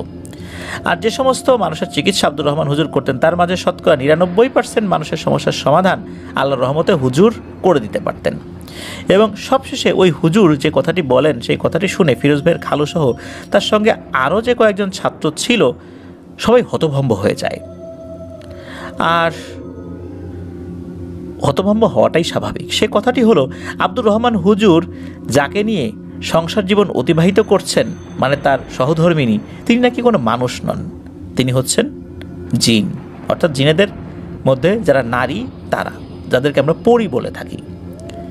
এই কথা শোনার পর সবাই তো অবাক। এতদিন যাবৎ হুজুরের স্ত্রী হিসাবে যাকে জেনে আসছেন তিনি নাকি কোনো মানুষ নন, জ্যান্ত একটা পরী। এ কথা কেউই বিশ্বাস করতে পারে না, আর বিশ্বাস করবেই বা কীভাবে? কারণ ফিরোজ ভাইয়ের খালু ও অন্যান্য ছাত্ররা যখন হুজুর বাড়িতে যেতেন কোনো কাজের জন্য তখন হুজুরের স্ত্রী সাধারণ মানুষ যেভাবে নিজের সংসারে কাজকর্ম করে ঠিক একই রকমভাবে তিনিও করতেন, তবে সব কিছু পর্দার আড়ালে। যদিও বা কখনও তিনি মাদ্রাসার ছাত্রদের সামনে আসতেন তবে সম্পূর্ণ পর্দার সহিত আসতেন। তার চেহারাটা দেখা যেত না, চোখ দেখা যেত শুধু। তাই হুজুরের স্ত্রীর চেহারা কেউ কখনোই দেখতে পারেনি। বোরকা পরা অবস্থায় থাকতেন আর কি। সব ছাত্রদেরই তখন হুজুরের এই পরীটাকে বিয়ে করার কাহিনী জানার জন্য মনের ভিতরে অনেক রকমের প্রশ্ন জাগতে থাকে। আর সেই হুজুরকে প্রশ্ন করতে থাকেন যে কিভাবে আব্দুর রহমান হুজুর ওই পরীটাকে বিয়ে করলেন। ওই হুজুর তো কোনোভাবেই কোনো অবস্থাতেই বলতে চান না, কিন্তু ফিরোজ ভাইয়ের খালু এই স্টুডেন্টদের মধ্যে খুবই নাসরবান্দা ছিলেন। উনি না শুনে কোনো কিছুতেই হুজুরকে ছাড়বেন না। এক পর্যায়ে হুজুর বলার জন্য রাজি হন। হুজুর বলেন, ঠিক আছে, তোমরা যদি শুনতে চাও তবে আজ রাতে তোমরা সবাই যার যার পড়া শেষ করে তারপরে এসো, আমি তোমাদেরকে আজকে হুজুরের সেই পরীকে বিয়ে করার ঘটনাটি শোনাবো। কিন্তু সাবধান, কথাগুলো যেন বাইরে কেউ জানতে না পারে। যদি কেউ কোনোভাবে জানতে পারে তাহলে তোমাদেরও ক্ষতি হতে পারে। তাই তোমরা যদি আমাকে কথা দাও যে হুজুর ওই কাহিনী শুধু তোমাদের মধ্যেই রাখবে, বাইরের কাউকে জানাবে না, তবেই আমি বলবো। সবাই তো এক বাক্যে রাজি হয়ে যায়। আর যথারীতি রাতের বেলা সবাই সবার পড়া নিজ দায়িত্বে শেষ করে হুজুরের রুমে গিয়ে হাজির হয়। হুজুরের রুমে যাওয়ার পর এই ফিরোজ ভাইয়ের যে খালু, উনিও তো গিয়েছেন আগ্রহ ভরে। তো হুজুর তখন বলেন, এই তোরা কেউ একজন গিয়ে একটু উকি মেরে দেখে আয়, আব্দুর রহমান হুজুর এখনও কি তার রুমে রয়েছেন নাকি বাড়িতে চলে গিয়েছেন। তখন ফিরোজ ভাইয়ের খালু দৌড়ে গিয়ে আব্দুর রহমান হুজুরের রুমে উকি মেরে দেখে আসেন যে হুজুর তার রুমে নাই, উনি বাড়িতে চলে গিয়েছেন। এইবার হুজুর বলতে শুরু করেন সেই কাহিনী। হুজুর বলতে শুরু করেন, শোন তোরা, এই ঘটনাটি শুরু হয়েছিল আব্দুর রহমান হুজুর যখন হেফজখানায় ভর্তি হন 1950 থেকে 55 সালের মধ্যে কোনো একটা সময়ে। আব্দুর রহমান হুজুর তখন বেশ ছোট ছিলেন, 5-6 বছর বয়স তখন তার। তিনি ছোটবেলা থেকেই খুব ভালো ছাত্র ছিলেন এবং তার গলার কণ্ঠ ছিল খুবই মিষ্টি। তিনি খুব সুন্দর করে কোরআন তেলাওয়াত করতে পারতেন। আব্দুর রহমান হুজুরের বাবা ছিলেন আব্দুস সালাম হুজুর। তিনিও অনেক বড় মাপের একজন হুজুর ছিলেন এবং মানুষের বিভিন্ন ধরনের সরই চিকিৎসা করতেন। আব্দুর রহমান হুজুর চিকিৎসার ক্ষেত্রে যে সমস্ত কিছু শিখেছেন তার অধিকাংশই তার বাবা আব্দুস সালাম হুজুরের কাছ থেকেই শেখা। আব্দুর রহমান হুজুরের মতো এত ভালো ছাত্র আসলে পাওয়াটাও ভাগ্যের ব্যাপার যে কোনো ওস্তাদের জন্য। আর তার এত ভালো ছাত্র হওয়ার পিছনে তার বাবারও কিছু কৃতিত্ব রয়েছে। আল্লাহর রহমত তো সবার আগেই রয়েছে। সে যাই হোক, আব্দুর রহমান হুজুর মাদ্রাসায় হেফজখানায় যখন পড়তেন তখন থেকেই তিনি 5 ওয়াক্ত নামাজি ছিলেন এবং রাতে তাহাজ্জুদের নামাজও আদায় করতেন এত অল্প বয়সেই। এটা ওনার পারিবারিক শিক্ষা ছিল। মা বাবা ছোটবেলা থেকেই তাকে এভাবেই বড় করেছেন। তাই ওনাকে মাদ্রাসার সকল হুজুররাই অনেক ভালোবাসতেন, স্নেহ করতেন, আদর করতেন। আব্দুর রহমান হুজুর যখন রাতের বেলা নিজের পড়াশোনা শেষ করে তাহাজ্জুদের নামাজ পড়তেন তখন তিনি ঘরের ভেতরে এক ধরনের অপূর্ব মিষ্টি সুবাস পেতেন। প্রথম তিনি এগুলো কোনো কিছু আসলে বুঝতে পারতেন না।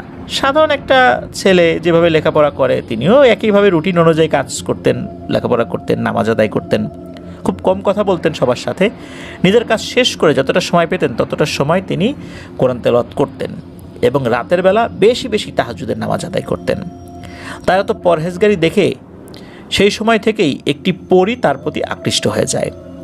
আব্দুর রহমান হুজুর যখন যেখানেই যেতেন সবসময় তার আশেপাশেই থাকতো পরীটি, কিন্তু কখনো হুজুরের কাছাকাছি আসতো না। নির্দিষ্ট দূরত্ব বজায় রেখে চলতেন সবসময়। যেমন আব্দুর রহমান হুজুর যখন মাদ্রাসায় পড়া শেষ করে বিকেলবেলা তার বাড়ির দিকে রওনা হতেন তখন তিনি সবসময় দেখতে পেতেন হয়তো তার সামনে না হয় তার খুব যে দূরে তা না, একটু পেছনে খুব সুন্দর ফুটফুটে চেহারার একটি মেয়ে তারই বয়সী হেঁটে যাচ্ছে বা একটু দূর দিয়ে কোথাও চলে যাচ্ছে। উল্লেখ্য, আব্দুর রহমান হুজুর একটি বাড়িতে জায়গির অর্থাৎ লজিং থাকতেন। আপনারা নিশ্চয় অনেকে জানেন যে 50-60-এর দশকে মাদ্রাসায় যারা লেখাপড়া করতেন বা এখনও এই জিনিসটা আছে বিভিন্ন জায়গায় গ্রাম অঞ্চলে, তারা কারো না কারো বাড়িতে জায়গির থেকে লেখাপড়া করতেন। আর সেই সময় ভালো মানের মাদ্রাসা হাতে গোনা কয়েকটি ছিল। আর আব্দুর রহমান হুজুর যে মাদ্রাসাতে পড়াশোনা করতেন সেটি ছিল ময়মনসিংহ জেলার কোনো এক জায়গায়। জায়গাটির নাম ফিরোজ ভাইয়ের খালু সঠিকভাবে বলতে পারেননি আসলে।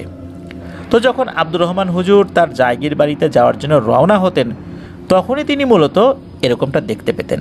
এভাবেই চলতে থাকে বেশ কিছু বছর। প্রায় 4-5 বছর পর হঠাৎ হুজুর রাতের বেলা যখন তাহাজ্জুদের নামাজ পড়তে বসেন তখন তিনি নামাজে দাঁড়ানোর আগে তার ঘরের বাইরে কারো উপস্থিতি বুঝতে পারতেন। যেমন তিনি অজু করে নামাজ পড়ার জন্য যখনই জায়নামাজে দাঁড়াতেন তার কাছে মনে হতো যে তার ঘরের দরজার কাছে কেউ এসে এই বুঝি দাঁড়ালো। হুজুরের থাকার জন্য যেই ঘরটি দেওয়া হয়েছিল জায়গির বাড়িতে সেই ঘরের দুই পাশে 2টি জানালা ছিল। একটি জানালা বরাবর দাঁড়িয়ে হুজুর নামাজ আদায় করতেন কেবলামুখী হয়ে।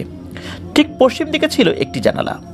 নামাজে দাঁড়ানো অবস্থায় হঠাৎ করেই দেখতে পেতেন জানালার এই পাশ থেকে ও পাশে কেউ একজন হেঁটে গেল। আবার বেশ কিছুক্ষণ পর একই রকম অন্য পাশ থেকে আবার সেই অপর দিকে কেউ একজন হেঁটে গেল। যখন প্রতিনিয়তই এই ঘটনা ঘটতে থাকে তখন আব্দুর রহমান হুজুরের একটু ভয় লেগে যায়। এত রাতের বেলা কে হতে পারে? কৌতূহলের বশে একদিন আব্দুর রহমান হুজুর জানালার দিকে অপলক দৃষ্টিতে তাকিয়ে কোরআন তেলাওয়াত করতে থাকেন। তখন আব্দুর রহমান হুজুর বেশ একটু বড়ই হয়েছেন, তার বয়স আনুমানিক 17-18 বছর। আব্দুর রহমান হুজুর যেই ঘরটাতে থাকতেন সেই ঘরটার পশ্চিম দিকে জানালা খুললেই বিশাল বড় ধান ক্ষেতের মাঠ দেখা যেত। আর সেদিনটা ছিল বৈশাখ মাসের কোনো একটি রাত। কখনো চাঁদের আলো স্পষ্টভাবে চারদিকে আলোকিত করে দিচ্ছে, আবার কখনো একখণ্ড মেঘ এসে চাঁদটাকে লুকিয়ে নিচ্ছে। আব্দুর রহমান হুজুর এক মনে কোরআন তেলাওয়াত করেই যাচ্ছেন। কোরআন তেলাওয়াতের এক পর্যায়ে হঠাৎ তিনি দেখতে পান যে তার জানালার থেকে আনুমানিক 20 থেকে 30 গজ দূরে অনেক সুন্দর নকশা করা বা নকশা কাটা লাল নীল রঙের জামা পরা ফুটফুটে সুন্দর একটি মেয়ে দাঁড়িয়ে আছে। আর দাঁড়িয়ে আছে তো আছেই, সে আব্দুর রহমান হুজুরের চোখের দিকে চোখ রেখে অপলক দৃষ্টিতে তাকিয়ে আছে। এমনভাবে তাকিয়ে আছে যে আব্দুর রহমান হুজুর তার জনম জনমের পরিচিত কোনো একজন ব্যক্তি।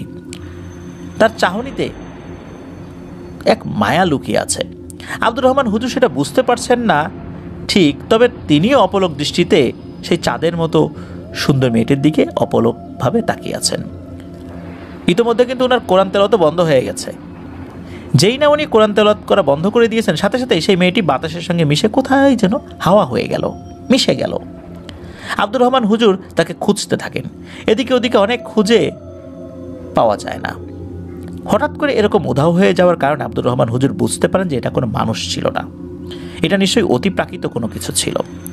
এ কথা ভাবার সঙ্গে সঙ্গে তিনি খুব ভয় পেয়ে যান আর তাড়াতাড়ি জানালা শক্ত করে বন্ধ করে দিয়ে নিজের শরীরে আয়াতুল কুরসি পড়ে বন্ধ করে নেন। তারপর এক পর্যায়ে উনি ঘুমিয়েও যান। এরপর থেকে প্রতিদিন রাত্রে একই রকম কাহিনী। এরকম একই রকম ঘটনা ঘটার কারণে আব্দুর রহমান হুজুর অনেক বিরক্ত বোধ করেন। একদিন ভর দুপুরবেলা আব্দুর রহমান হুজুর যে বাড়িতে জায়গির থাকতেন সেই বাড়িওয়ালার একটি ছেলে ছিল, তার নাম ছিল জাহাঙ্গীর। সেই জাহাঙ্গীর ভাই আব্দুর রহমান হুজুরকে বলে, চল ভাই বাগানে গিয়ে কিছু আম পেড়ে নিয়ে আসি। জাহাঙ্গীর ভাই ছিল বড় আর আব্দুর রহমান হুজুর ছিল ছোট, তাই তিনি জাহাঙ্গীর ভাইয়ের কথা মতো তার পেছনে পেছনে যেতে থাকেন। এক সময় তারা দুজন আম বাগানে গিয়ে পৌঁছান ও দুজনে আম গাছের উপরে ওঠেন। আব্দুর রহমান হুজুর একটি আর জাহাঙ্গীর ভাই একসঙ্গে আম পারে 10-15টা। তো উনি একটা পারছেন আর জাহাঙ্গীর ভাই আম পারছে 10-15টা। জাহাঙ্গীর ভাই যেই ডালে বসেছেন সেই ডালে আম বেশি, আর হাতের কাছাকাছি আম ছিল কম আর কি আব্দুর রহমান হুজুরের। তো যাই হোক, শুধু তাই নয়, আব্দুর রহমান হুজুরের গাছের এক ডাল থেকে অন্য ডালে যেতে অনেক কষ্ট হয়ে যায়, কিন্তু জাহাঙ্গীর ভাই সেই একই ডালে এমনভাবে যাতায়াত করছে যেন গাছে নয়, উনি মাটির উপরে হাঁটাহাঁটি করছেন বা দৌড়াদৌড়ি করছেন। একটি মানুষ যখন করে গাছে ওঠে সে নিশ্চয়ই তার 2 হাত 2 পা ব্যবহার করে গাছের এক ডাল থেকে অন্য ডালে যাতায়াত করে, কিন্তু জাহাঙ্গীর ভাই আম গাছের ডালের উপর দিয়ে চলাফেরা করছে মানুষ যেমন মাটির উপর চলাফেরা করে ঠিক তেমন করে। আব্দুর রহমান হুজুর হঠাৎ চিন্তা করেন ব্যাপারটা কি, জাহাঙ্গীর ভাই এত তাড়াতাড়ি কীভাবে গাছের এক ডাল থেকে আরেক ডালে যাচ্ছে, তাও আবার কোনো ডালে হাত না দিয়ে ধরে হেঁটে হেঁটে যাচ্ছে। বিষয়টা অনেক অদ্ভুত লাগে তার কাছে। তিনি ভালো করে পর্যবেক্ষণ করেন। যখন জাহাঙ্গীর ভাইয়ের পায়ের দিকে তাকিয়েছেন তখন উনি যেটা দেখতে পান তাতে তো ওনার জ্ঞান হারানোর উপক্রম হয়ে যায়। আব্দুর রহমান হুজুর দেখতে পান জাহাঙ্গীর ভাইয়ের 2 পা গাছের ডালের সঙ্গে নয়, গাছের ডাল থেকে আনুমানিক 5 থেকে 10 ইঞ্চি উপরে ভাসমান অবস্থায় রয়েছে। আর সে যে হাঁটাহাঁটি করছে তা ভালো করে দেখে মনে হচ্ছে যেন সে বাতাসের উপরে হেঁটে যাচ্ছে। এটা দেখে আব্দুর রহমান হুজুর এমন ভয় পান যে উনি গাছ থেকে দ্রুত নেমে দিয়েছেন এক দৌড়। দৌড়াতে দৌড়াতে এসে দেখতে পান যে মানুষটাকে উনি একটু আগে আম বাগানে রেখে পালিয়ে এসেছেন সেই জাহাঙ্গীর ভাই বাড়িতে গরুকে ঘাস খাওয়াচ্ছেন। এটা দেখার পর আব্দুর রহমান হুজুর নিজের হুঁশ ঠিক রাখতে পারেন না আর চিৎকার করে ওখানেই জ্ঞান হারিয়ে ফেলেন। আব্দুর রহমান হুজুরের জ্ঞান হারানোর অবস্থা দেখে সবাই দৌড়ে এসে তাকে ধরাধরি করে মাথায় পানি দিয়ে সেবা শুশ্রূষা করে তার জ্ঞান ফেরায় এবং জানতে চাই যে কী হয়েছে। তখন আব্দুর রহমান হুজুর বলেন যে তার সাথে কী ঘটেছে আর উনি কী দেখেছেন। সবাই তখন ওনাকে বলেন যে আরে এটা তোমার মনের ভুল, তুমি ভুল দেখেছ, এই বলে তাকে আশ্বস্ত করে। তারপর বেশ কিছুদিন আর কিছু হয় না, সপ্তাহখানেক পর সেই আগের মতোই রাতের বেলা সেই সুন্দরী মেয়েটি এসে চুপচাপ দাঁড়িয়ে থাকে আর দূর থেকে আব্দুর রহমান হুজুরকে দেখতে থাকে। এটা দেখার পর আব্দুর রহমান হুজুর মনে মনে একটু ভয় পান, কারণ তিনি তো এখন এই সেই ধরনের কোনো আমল যেগুলো জিন রিলেটেড আমল সেগুলো তো তখনও শেখেন নাই। তো যাই হোক, উনি ময়মনসিংহের যে মাদ্রাসায় লেখাপড়া করতেন সেই মাদ্রাসার এক হুজুরের সাথে এই বিষয়টা নিয়ে পরামর্শ করেন। বলেন, হুজুর, আমার এরকম সমস্যা, বেশ কয়েকদিন যাবৎ এই রকমের ঘটনা ঘটেই যাচ্ছে আমার সঙ্গে, আমি এখন কি করব কিছু বুঝতে পারছি না। তখন সেই হুজুর আব্দুর রহমান হুজুরকে বলেন, তুই কি চাস ওই পরিটার সাথে কথা বলতে? আব্দুর রহমান হুজুর বেশ কিছুক্ষণ চুপ থেকে তারপর উত্তর দেন। তিনি বলেন, অবশ্যই আমি তার সাথে কথা বলতে চাই। কেন আমার সাথে সে এমন করছে? কি চায় সে আমার কাছে? আমার জানা দরকার। তখন ওই ওস্তাদ হুজুর আব্দুর রহমান হুজুরকে বলেন, আচ্ছা ঠিক আছে, আমি তোকে একটি আমল শিখিয়ে দিচ্ছি, এই আমলটি তুই নিয়মিত 7 দিন করবি। যদি 7 দিনে কাজ না হয় তবে 21 দিন করবি, আর যদি 21 দিনেও কাজ না হয় তাহলে একটানা 40 দিন করবি। 41 দিনের মাথায় তুই নিশ্চয়ই সফল হবি ইনশাল্লাহ। আব্দুর রহমান হুজুর সেদিন রাত থেকে আমল শুরু করে দেন। ঠিক 7 দিনের মাথায় রাতের বেলা আব্দুর রহমান হুজুর যখন আমলটি করছেন তখন হুজুরের পশ্চিম পাশের জানালাটি খোলা ছিল। রাত তখন গভীর, চারদিকে ঝিঝি পোকার ডাক আর আকাশের জ্যোৎস্নার আলোর সাথে জানালা দিয়ে হালকা বাতাস ঘরের ভিতর প্রবেশ করছিল। হঠাৎ এক পর্যায়ে পইটি এসে আব্দুর রহমানের হুজুরের নাম ধরে মিষ্টি স্বরে ডাকতে থাকে, আব্দুর রহমান, আব্দুর রহমান, তুমি কেন আমায় এভাবে ডাকছো? আমি তো কোনো সময় তোমার কাছ থেকে দূরে যাই না, সবসময় তোমার পাশেই থাকার চেষ্টা করি। গত 6 দিন আগে আমি একটি বিশেষ কাজের জন্য আমার বাড়িতে গিয়েছিলাম, কিন্তু তুমি আমাকে যেভাবে ডাকছো তাতে তোমার কাছে ছুটে না আসার পারলাম না। সব কাজ রেখে তোমার কাছে চলে এসেছি। বলো, তুমি আমাকে কেন ডেকেছিলে বা কেন ডাকছো? আচমকা কেন এরকম ডাকাডাকি শুরু করলা? এভাবে পইটির কথা শুনতে পেয়ে আব্দুর রহমান হুজুর খুঁজতে থাকেন যে কোথা থেকে কথা আসছে। চারদিকে আসলে কথার আওয়াজ শোনা যাচ্ছে। উনি ওই সময় বুঝতে পারছেন না কথাটা কোন দিক থেকে আসছে। হঠাৎ ওরা দৃষ্টি গিয়ে পড়ে জানালার বাইরে, আর বাইরে তাকিয়ে উনি দেখতে পান যে মাথা থেকে পা পর্যন্ত একটি ঝলমলে আলোকোজ্জ্বল কাপড়ে ঘোমটা দিয়ে ফুটফুটে সুন্দর একটি মেয়ে কথা বলছে। তাকে দেখে যেন মনে হচ্ছিল পূর্ণিমার চাঁদ জানালার সামনে এসে দাঁড়িয়ে ওনার সাথে কথা বলছে। পরিটির রূপের মোহে বিমোহিত হয়ে কতক্ষণ যে আব্দুর রহমান হুজুর তার দিকে তাকিয়েছিলেন উনি বলতে পারবেন না। হঠাৎ তাকে পরিটি বলে ওঠে, কি হলো তোমার আব্দুর রহমান? আর কতক্ষণ এভাবে তাকিয়ে থাকবে? কেন ডেকেছো আমাকে? জলদি বলো। আব্দুর রহমান হুজুর হাত দিয়ে চোখ কষলে সেই মেয়েটিকে জিজ্ঞেস করে, তুমি কে? আর তুমি কেন আমার পিছনে লেগে আছো? তুমি কি চাও? মূলত এগুলো জানার জন্যই আমি এই বিশেষ আমলটি করছি, যেটা আমার হুজুর শিখিয়ে দিয়েছেন। তখন পরিটি বলে, আমার নাম সুলতানা। আমি কোনো মানুষ নই, আর আমার বাসস্থানও এখানে নয়। আমার বাসস্থান যেখানে, সেখানে কোনো মানুষ যেতে পারে না আর দেখতেও পারে না, এমন একটি জায়গায়। তখন আব্দুর রহমান হুজুর বলেন, তাহলে তুমি কি চাও? তোমার কিছুই তো এখানে নাই, তুমি কেন এখানে আসো? তখন সুলতান নামের ওই পরিটি বলে, আমি এখানে এসেছি শুধু তোমার জন্য, কারণ আমি তোমাকে সেই ছোটবেলা থেকে দেখে আসছি আর এখনও দেখেই যাচ্ছি। তোমার চালচলন, আচার ব্যবহার সব কিছু আমার কাছে অনেক ভালো লাগে। এরকম আরও কিছু কথা পইটি বলে এবং এক পর্যায়ে সে চলে যায়। এরপর থেকে নিয়মিতভাবে আব্দুর রহমান হুজুর এবং সুলতানা পরীর দেখা সাক্ষাৎ ও কথাবার্তা শুরু হয়। একে অন্যের সাথে কথা বলে, দেখা করে, বেশ ভালোই চলতে থাকে তাদের। এক পর্যায়ে আব্দুর রহমান হুজুরের ওই মাদ্রাসার হাফিজি পড়াশোনাও শেষ হয়ে যায়। এরপর মাওলানা হওয়ার জন্য নতুন পড়াশোনা করতে হবে অন্য কোনো মাদ্রাসাতে গিয়ে। তাই আব্দুর রহমান হুজুরের মা বাবা ওনাকে ভারতের দেওবন্দ মাদ্রাসাতে নিয়ে গিয়ে ভর্তি করিয়ে দেন। সেখানে উনি মাওলানার যেই লেখাপড়া সেগুলো শুরু করেন। সেখানে পড়াশোনা করা অবস্থায় সুলতানা পরীর সাথে ওনার বেশ কয়েক বছর কোনো যোগাযোগ হয়নি। হঠাৎ করে আব্দুর রহমান হুজুরের সাথে ঘটতে থাকে অদ্ভুত সব ঘটনা। বিনা কারণে শরীর অসুস্থ হয়ে যাওয়া, হঠাৎ জ্ঞান হারিয়ে ফেলা, ভালো জামা কাপড় ঘরের ভিতরে রেখে দিলে সেগুলো কেটে টুকরো টুকরো হয়ে ফেলা বা হয়ে যাওয়া, কে কাটতো দেখা যেত না। তারপরে কোনো খাওয়ার জিনিস ঘরে রাখলে সেগুলো নষ্ট হয়ে যাওয়া, প্রচণ্ড আকারে মাথা ব্যথা হওয়া, তারপর বমি হওয়া। প্রথমে কয়েকদিন মনে করেন এটা শারীরিক কোনো সমস্যা, এই কারণে মাথা ঘোরায়, কিন্তু না, সব কিছু তো ঠিকঠাক আছে। ঘরের জিনিসপত্র কেন নষ্ট হয়? আমার না হয় শারীরিক সমস্যা, ঘরের জিনিসপত্র নষ্ট হয় কেন? এরকমভাবে বেশ কিছুদিন চলার পর তিনি যে মাদ্রাসায় পড়াশোনা করতেন সেই মাদ্রাসার বড় হুজুরের সাথে এই ব্যাপারে বিস্তারিত আলাপ আলোচনা করেন। ভারতের দেওবন্দ মাদ্রাসার সেই বড় হুজুর তখন আব্দুর রহমান হুজুরকে বলেন যে, তুমি আমার সাথে 2 দিন পরে দেখা করো, আমি আল্লাহর ইচ্ছায় সব কিছু জেনে তারপর জানাচ্ছি। কি করা যায় দেখি। এর ঠিক দুদিন পরে আব্দুর রহমান হুজুর দেওবন্দ মাদ্রাসার প্রধান হুজুর বা বড় হুজুরের কাছে যান, আর গিয়ে তিনি অবাক করা কিছু তথ্য শুনতে পান।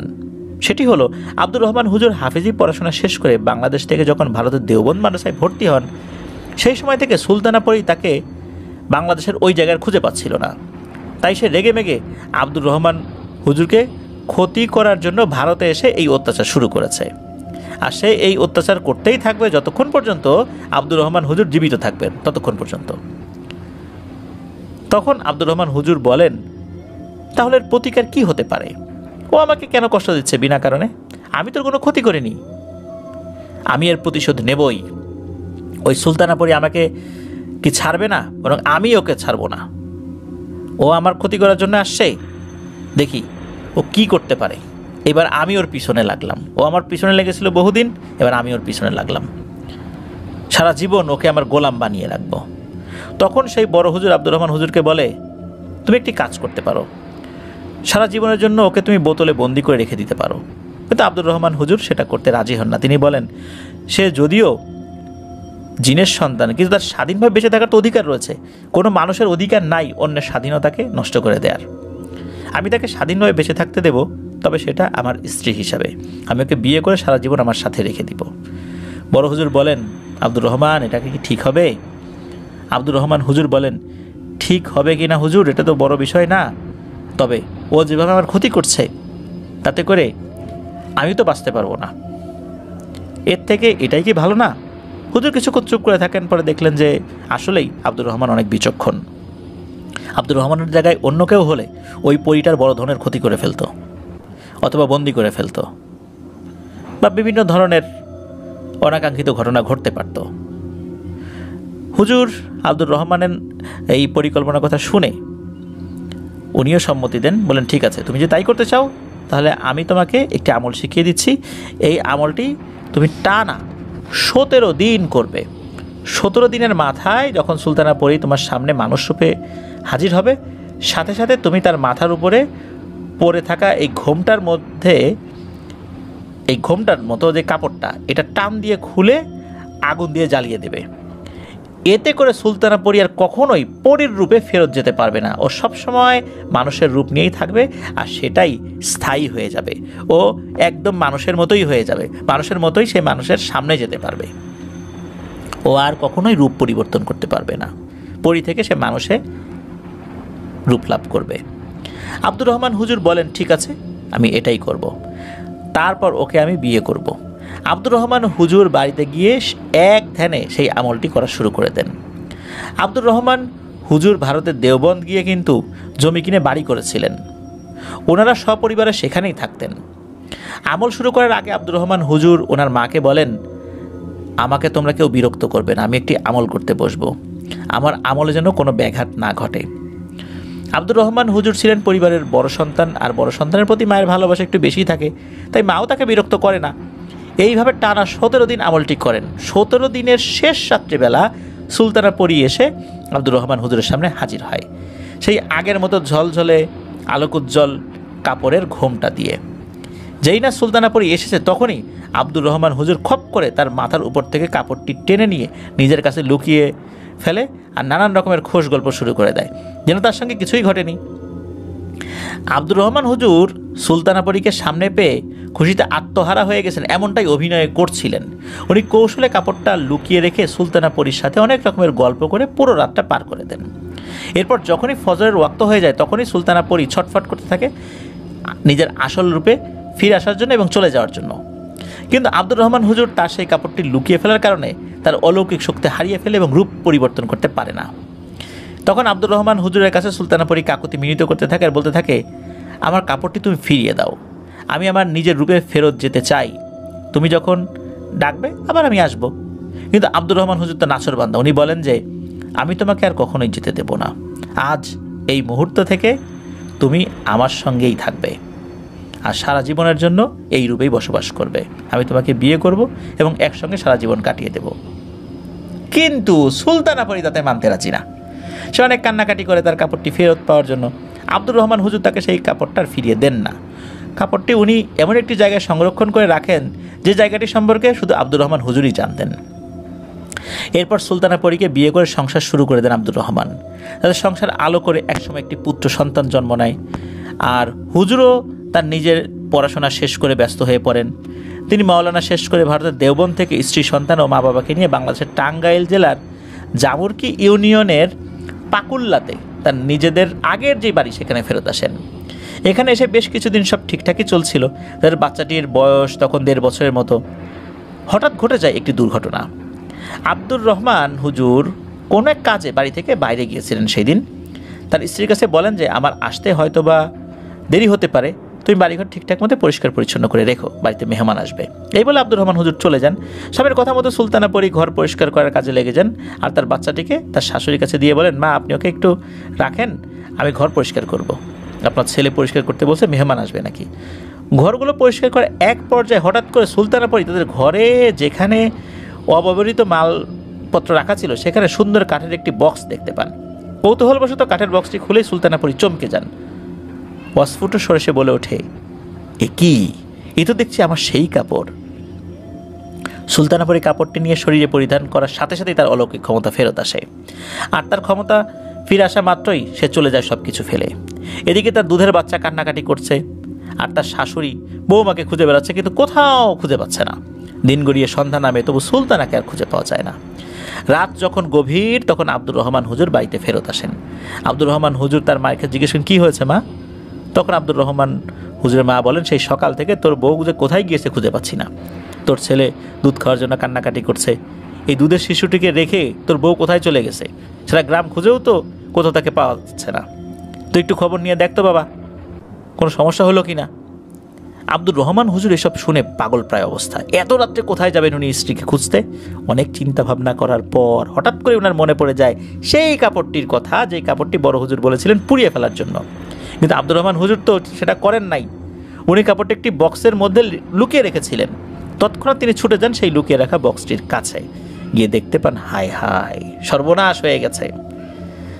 আব্দুর রহমান হুজুর তার মাকে বলেন যে, মা আমার হাতে সময় নেই একদমই, কালই আমাকে ভারত যেতে হবে। এরপর দিন খুব ভোরবেলা দিনের আলো ভালোভাবে ফোটার আগেই তিনি রওনা হয়ে যান ভারতের উদ্দেশ্যে। আর বাচ্চাটিকে ওই সময় দেখাশোনা করার জন্য লোকও রেখে যান। ভারতের দেওবন্দ মাদ্রাসায় পৌঁছে আব্দুর রহমান হুজুর মাদ্রাসার এক বড় হুজুরের সাথে দেখা করেন এবং বলেন যে, হুজুর অনেক বড় একটি ভুল করে ফেলেছি। তখন হুজুর বলেছিলেন এই করতে, আমি তো করি নাই। হুজুর তখন বলে, চিন্তা করেন আব্দুর রহমান, আল্লাহ তাআলা চাইলে কোনো না কোনো একটা ব্যবস্থা হয়ে যাবে ইনশাল্লাহ। বড় হুজুর তখন আব্দুর রহমান হুজুরকে নতুন করে আরেকটি আমল শিখিয়ে দেন এবং বলেন যে, তুমি এই আমলটি দ্রুত করা শুরু করে দাও, তোমার বাচ্চাটা ছোট, কষ্ট পাচ্ছে। এইবার কিন্তু প্রথমবারের মতো ওই ভুল আর কখনোই করো না। যখনই সুলতানা পরী তোমার সামনে আসবে সাথে সাথেই তার কাছ থেকে কাপড়টা ছিনিয়ে নেবে। সে দিতে চাইবে না, ছিনিয়ে নেবে আর জ্বলন্ত আগুনে সেটাকে ছুঁড়ে মেরে একদম পুড়িয়ে ছাই করে ফেলবে। আর যদি সেটা না পারো তাহলে সারা জীবনের জন্য তুমি তাকে হারাবে, এমনকি নিজের জীবনটাও হারাবে। আব্দুর রহমান হুজুর বলেন, ঠিক আছে, আমি প্রস্তুত, আমার সন্তানের জন্য আমি সব কিছু করতে রাজি আছি। তিনি অতি শীঘ্রই আবার বাংলাদেশে ফেরত এসে ঘরে বসে আমলটি শুরু করে দেন। টানা 11 দিন আমলটি করার পর হঠাৎ করে এক রাতে সুলতানা পরী সামনে এসে হাজির হয়। যেই না হাজির হয় অমনি আব্দুর রহমান কোনো ধরনের কোনো কথাবার্তা না বলেই, কেমন আছো, ভালো মন্দ, কোনো কথা নাই, সাথে সাথে তার কাছে গিয়ে খপ করে মাথার ওই ওড়নাটা নিয়ে আগুন জ্বালিয়ে দেন। আগুন জ্বালিয়ে দেওয়ার সাথে সাথে ওইটা তো পুড়ে ছাই হয়ে যায়। এবার আবার সে মানুষ রূপে বন্দী হয়ে যায়। এবার বন্দী হয়ে যায় একদম সারা জীবনের জন্য।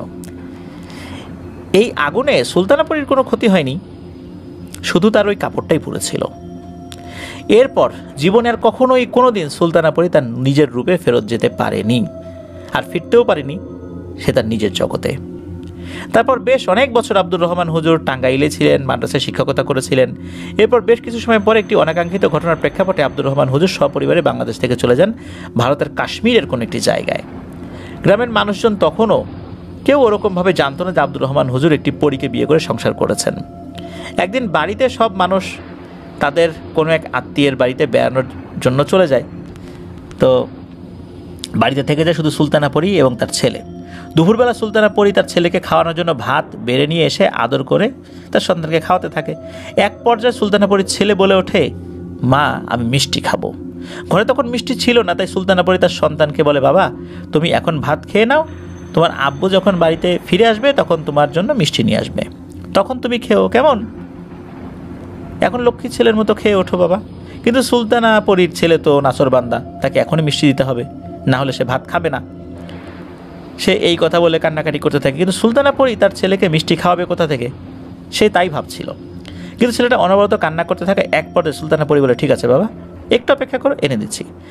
এই বলে সুলতানা পরী নাকি হাতটি ঘর থেকে বাইরে বের করে দেওয়ার সঙ্গে সঙ্গে তার হাতটি লম্বা হতে থাকে। লম্বা হতে হতে হাত ঘরের বাইরে চলে যায়, আর চোখের নিমিষে কোথা থেকে যেন মিষ্টি নিয়ে আসে, তার সন্তানকে খেতে দেয়। তার ছেলে যেহেতু তখন ছোট মানুষ, সে তো এত কিছু বোঝে না, তাই সে তখনকার মতো মিষ্টি খেয়ে চুপ হয়ে যায়। আর মায়ের কাছে জিজ্ঞেস করতে থাকে, মা তুমি না বললে ঘরে মিষ্টি নাই, এখন তুমি কোত্থেকে মিষ্টি নিয়ে আসলে? তখন সুলতানা পরী বলে, তোমার এসব জেনে কাজ নেই বাবা, তুমি মিষ্টি খেতে চেয়েছো, তোমাকে মিষ্টি খাইয়েছি, এবার খুশি তো? ছেলে বলে, হ্যাঁ মা আমি খুশি। ছেলেকে খাওয়ানো শেষ করে সুলতানা পরী তার সংসারে কাজ করতে থাকে। আর তার ছেলেকে বলে, তুমি বাইরে গিয়ে খেলাধুলা করো, আমি এখন কাজ করব, আমাকে এখন আর বিরক্ত করবে না, কেমন? ছোট বাচ্চা তখন মায়ের কথা মতো খেলাধুলা করার জন্য পাশের বাড়ির অন্য ছেলে মেয়েদের কাছে যায়। আর খেলার মাঝে এক পর্যায়ে তার বন্ধুদেরকে বলতে থাকে যে, জানিস আমার মা আমাকে মিষ্টি খেয়েছে, অনেক মজার মিষ্টি, আর সেই মিষ্টিগুলো মা যে কোত্থেকে হাতটা লম্বা করে নিয়ে আসে তা আমি ঠিক বলতে পারি না। ওই বাচ্চাগুলোর মধ্যে একটি বাচ্চা ছিল, সে খুবই দুষ্ট এবং চালাক প্রকৃতির। সে সুলতানা পরীর হাত লম্বা করে মিষ্টি এনে দেওয়ার ঘটনা শুনে এই কথা গ্রামের অন্যান্য সকল বাচ্চাদের কাছে বলে দেয়। আর অল্প সময়ের মধ্যেই এক কান দু কান হতে হতে সারা এলাকায় এটা তোলপাড় শুরু হয়ে যায়। আব্দুর রহমান হুজুরের কানে এই কথাটা চলে আসে, তাই তিনি আর কাল বিলম্ব না করে সঙ্গে সঙ্গে তার স্ত্রী, সন্তান, বাবা মা, ভাই বোনকে নিয়ে বাংলাদেশ ছেড়ে ভারতে চলে যান, যাতে করে এই গোপন কথার বেশি ছড়িয়ে না পড়ে। উনি যে একজন পরীকে বিয়ে করেছেন, তাকে নিয়ে সংসার করছেন, এসব কথা মানুষের মধ্যে খুব বেশি যদি জানাজানি হয়ে যায় তাহলে অনেক বড় ধরনের সমস্যা হবে। সমস্যাটা সবচেয়ে বেশি হবে হচ্ছে বিভিন্ন তান্ত্রিক কবিরাজ ভয়ঙ্কর কোনো কালো জাদু করে তার পরিবারের কোনো ক্ষতি করবে, তার স্ত্রীকে বন্দি করে ফেলবে। এমনিতেও তো তার স্ত্রী বন্দি হয়ে গেছে, তার পরীর ক্ষমতা যে শেষ হয়ে গেছে বিষয়টা এরকম না, কিন্তু সে রূপ পরিবর্তন করতে পারে না। সে যেই রূপে এসেছিল ওই রূপই রয়ে গেছে, আর নিজের জগতে ফেরত যেতে পারে না। কিন্তু তার পরী হিসাবে যেই যতটুকু ক্ষমতা ছিল, এতটা যে সেটা যে শেষ হয়ে গেছে বিষয়টা এরকম না। তো যাই হোক, এই জিনিসটা চিন্তা করেই উনি অনেক দূরে চলে যান। ফিরোজ ভাইয়ের খালু জানিয়েছেন যে আব্দুর রহমান হুজুর এখন জীবিত নাই। বাংলাদেশে থাকা অবস্থায় ফিরোজ ভাইয়ের খালু যখন ওই ধুলিরচর মাদ্রাসায় পড়াশোনা করতেন, তখন যতবার উনি আব্দুর রহমান হুজুরের বাড়িতে গিয়েছেন, ততদিন কোনো না কোনোভাবে আব্দুর রহমান হুজুরের স্ত্রীকে উনি দেখার চেষ্টা করেছেন। বলতে কি, উনি তো আসতেন সামনে, বোরকা পরে আসতেন, চোখ দেখা যেত শুধু। তো উনি পরবর্তীতে যাওয়ার পরেও কখনো স্ত্রীকে উনি আর দেখতে পান নাই। তবে তার যে ছেলে মেয়ে হয়েছিল, এই ছেলে মেয়েগুলো মানুষের মতোই ছিল, মানুষ আর কি, সবসময় সামনে আসতো, সবার সাথে খেলাধুলা করতো, তারা ছিল একদম স্বাভাবিক। আর তাদের চেহারা অনেক সুন্দর ছিল, মনে হতো জলজান্ত একটি হাতে গড়া পুতুল, শরীরে কোনো খুদ নাই, চেহারায় কোনো খুদ নাই, এরকম অবস্থা। ফিরোজ ভাইয়ের খালু তাদেরকে আদর করতেন, কোলে নিতেন। আব্দুর রহমান হুজুরের স্ত্রী যে পরী ছিলেন, সেটা কিন্তু এই যে ফিরোজ ভাইয়ের খালু এবং অন্য যে স্টুডেন্টদের কাছে হুজুর যে গল্প করেছিলেন, অন্য হুজুর যেহেতু ওয়াদা করেছিলেন বলা যাবে না, ওনারাও সেটা অতি গোপনেই রেখেছিলেন। কিন্তু ওই যে একটা অনাকাঙ্ক্ষিত ঘটনার প্রেক্ষাপটে যখন বিষয়টা জানাজানি হয়ে যায়, এরপর ওনারা বলেছেন যে ওনারা অনেক আগে থেকেই জানতেন এবং তাদের সাথে সম্পূর্ণ পর্দা অবস্থাতেই এই স্টুডেন্টদের সাথে দেখা হয়েছিল তাদেরকে। কারণ ওনারা যখন ছোট ছিলেন, ওই বাড়িতে গিয়েছেন, তখন ওই পরী তাদেরকে খাবার দিতেন, যে বাবা তোমরা আসছো, কষ্ট করছো, এই যে খাবার নাও। উনি নিজে রান্না করতেন। তো এভাবেই কিন্তু উনি দেখা দিয়েছেন তাদের সামনে, কিন্তু চেহারা দেখান নাই আর কি। আর আব্দুর রহমানের যিনি মা, উনিও নাকি পরী ছিলেন বলে শোনা যায়, তবে এটা সত্য কি মিথ্যা এটা নিশ্চিতভাবে বলা যায় না। তবে একটি ব্যাপার, এই ঘটনায় আব্দুর রহমান হুজুর যেটা করেছেন, এটা কি ঠিক কাজ করেছেন না ভুল কাজ করেছেন, এই বিষয়ে আমাদের মতামত দেওয়াটা বেশ কঠিন। প্রিয় লিসেনার্স, আপনাদের কাছে কি মনে হয় আব্দুর রহমান হুজুর যে কাজটি করেছেন এটা কি আসলে ঠিক হয়েছে না ভুল হয়েছে? আপনাদের কাছে কি মনে হয় তা জানিয়ে কিন্তু এই ভিডিওর কমেন্ট সেকশনে কমেন্ট করতে পারেন। এছাড়া আমাদের ফেসবুক পেজ এবং গ্রুপ তো রয়েছে আফনান দ্য হরর ওয়ার্ল্ড নামে, সেটাতেও আপনারা মতামত জানাতে পারেন। আপনারা যারা ঘটনা পাঠাতে চান তারা লিখে অথবা রেকর্ড করে যে কোনোভাবেই ঘটনা পাঠাতে পারবেন ইমেল অ্যাড্রেসের মাধ্যমে। আর আমাদের ইমেল অ্যাড্রেসটা হচ্ছে afnandahorrorworldbd@gmail.com। ইমেল অ্যাড্রেসের স্পেলিংটা আমরা আমাদের ভিডিওর ডিসক্রিপশনে দিয়ে রেখেছি, সেখানে গিয়ে স্পেলিংটা চেক করে নিতে পারবেন। প্রিয় লিসেনার্স, চলে যাব আমাদের এবারের এপিসোডের পরবর্তী আরও একটি নতুন ঘটনায়। প্রিয় লিসেনার্স, এই ঘটনাটি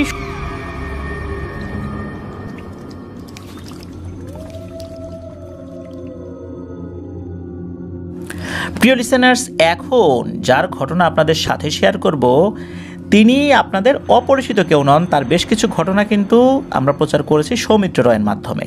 তার নাম বায়েজিদ বুস্তামি। আর বায়েজিদ ভাই কিন্তু বাংলাদেশের খুবই সুপরিচিত একটি প্রতিষ্ঠানে কর্মরত রয়েছেন। ভোজন রসিক ব্যক্তিদের কাছে সেই প্রতিষ্ঠানটি কিন্তু অপরিচিত কোনো প্রতিষ্ঠান নয়, সেটা হচ্ছে মামুন বিরিয়ানি, যারা বাংলাদেশের গণ্ডি পেরিয়ে এখন মধ্যপ্রাচ্যের বিভিন্ন দেশেও ব্রাঞ্চ খুলছেন। আমি বনশ্রী শাখায় গিয়েছি। বনশ্রী শাখার যিনি দায়িত্বশীল হাবিব ভাই, ওনার আমন্ত্রণেই আমরা টিম নিয়ে সেখানে গিয়েছিলাম। সেখানে বায়েজিদ ভাইও এসেছিলেন। আর বায়েজিদ ভাই বর্তমানে মামুন বিরিয়ানির গোরান ব্রাঞ্চে কর্মরত রয়েছেন। মামুন বিরিয়ানির একটি আইটেম আমার কাছে দুর্দান্ত লাগে, সেটি হচ্ছে ওনাদের সরিষার তেলের যে তেহারিটা, এটা অসাধারণ রকমের স্বাদ। আপনারা চাইলে এটা টেস্ট করে দেখতে পারেন। তো চলুন আমরা বায়েজিদ ভাইয়ের ঘটনায় চলে যাই। বায়েজিদ ভাইয়ের গ্রামের বাড়ি যশোর জেলার সদর উপজেলার বসুন্দিয়া ইউনিয়নের জঙ্গলবাধাল গ্রামে। এই ঘটনাটি মূলত বায়েজিদ ভাইয়ের আব্বুর সাথে বিভিন্ন সময় ঘটে যাওয়া অন্যরকম কিছু ভৌতিক ঘটনার সংকলন। বায়েজিদ ভাইয়ের আব্বুর সাথে প্রথম উল্লেখযোগ্য ঘটনাটি ঘটে 1990 সালের আশেপাশে। উনি তখন অবিবাহিত ছিলেন। এই যে জঙ্গলবাধাল গ্রাম, এর চারদিকে কিন্তু নদী। বায়েজিদ ভাইয়ের নানা তখন মূলত ফলের ব্যবসা করতেন। আর এই ব্যবসার যেই কাজ বা এই ব্যবসার যেই বেচা কেনা, এগুলোর কাজে মাঝে মধ্যে কিন্তু ওনার বেশ রাত হয়ে যেত। ওনাদের লিচু বাগান ছিল, সেখান থেকে লিচু ওনারা খুলনার আড়তে পাঠাতেন। এই কাজে বায়েজিদ ভাইয়ের আব্বু বায়েজিদ ভাইয়ের দাদাকে সহযোগিতা করতেন।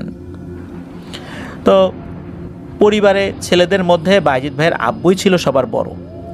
বায়েজিদ ভাইয়ের দাদা বাগানের লিচু খুলনার আড়তে নিয়ে যেতেন রাতের বেলা, আর বায়েজিদ ভাইয়ের আব্বু বেশিরভাগ সময়ই ওনাকে এলাকার রাস্তাটুকু এগিয়ে দিয়ে আসতেন। এরকমই একদিন রাত 11-12টা বায়েজিদ ভাইয়ের আব্বু বায়েজিদ ভাইয়ের দাদাকে এগিয়ে দিয়ে বাড়িতে ফিরছেন। তো উনি যে রাস্তা দিয়ে ফিরছিলেন সেখানে একটি জায়গা ছিল যার নাম হচ্ছে চারের মাথা। জায়গাটার এরকম নামকরণ হওয়ার পেছনে মূলত ওইখানে রাস্তাটার যেই বাঁশের চার ছিল সেটি পার হয়ে যেতে হতো। চার হচ্ছে সাঁকোর মতো একটি জিনিস যেটা বাঁশ দিয়ে তৈরি করা হতো পথচারী পারাপারের জন্য। বায়েজিদ ভাইয়ের আব্বু চারের উপর উঠে কিছুটা এগিয়েছেন, এমন সময় উনি লক্ষ্য করেন যে ওনার অপর প্রান্ত থেকে চারের উপর দিয়ে একটি অবয়ব দূর থেকে হেঁটে আসছে। অর্থাৎ উনি নদীর এপার থেকে গ্রামের দিকে যাচ্ছিলেন আর অবয়বটি গ্রামের দিক থেকে এ পাশের দিকে আসছিলেন। সেদিন ছিল জ্যোৎস্না রাত, যাদের আলোয় আলোকিত ছিল চারপাশটা। অবয়বটা আরও কিছুটা কাছে এগিয়ে আসার পর বায়েজিদ ভাইয়ের আব্বু দেখতে পান যে অবয়বটিকে বোরখা পরিহিত একজন মহিলার মতো লাগছে। উনি যেহেতু গ্রামের মানুষ তাই অনেক কিছু জানতেন। এত রাত্রে বোরখা পরিহিত সেই মহিলা অবয়বটিকে এগিয়ে আসতে দেখে উনি কিছুটা ভয় পেয়ে যান। আর চারের উপর দিয়ে একজন পার হওয়ার সময় উল্টো পাশ থেকে আরেকজন আসলে কিছুটা সমস্যা হতেই পারে, চারটা একটু নড়াচড়া করতে পারে।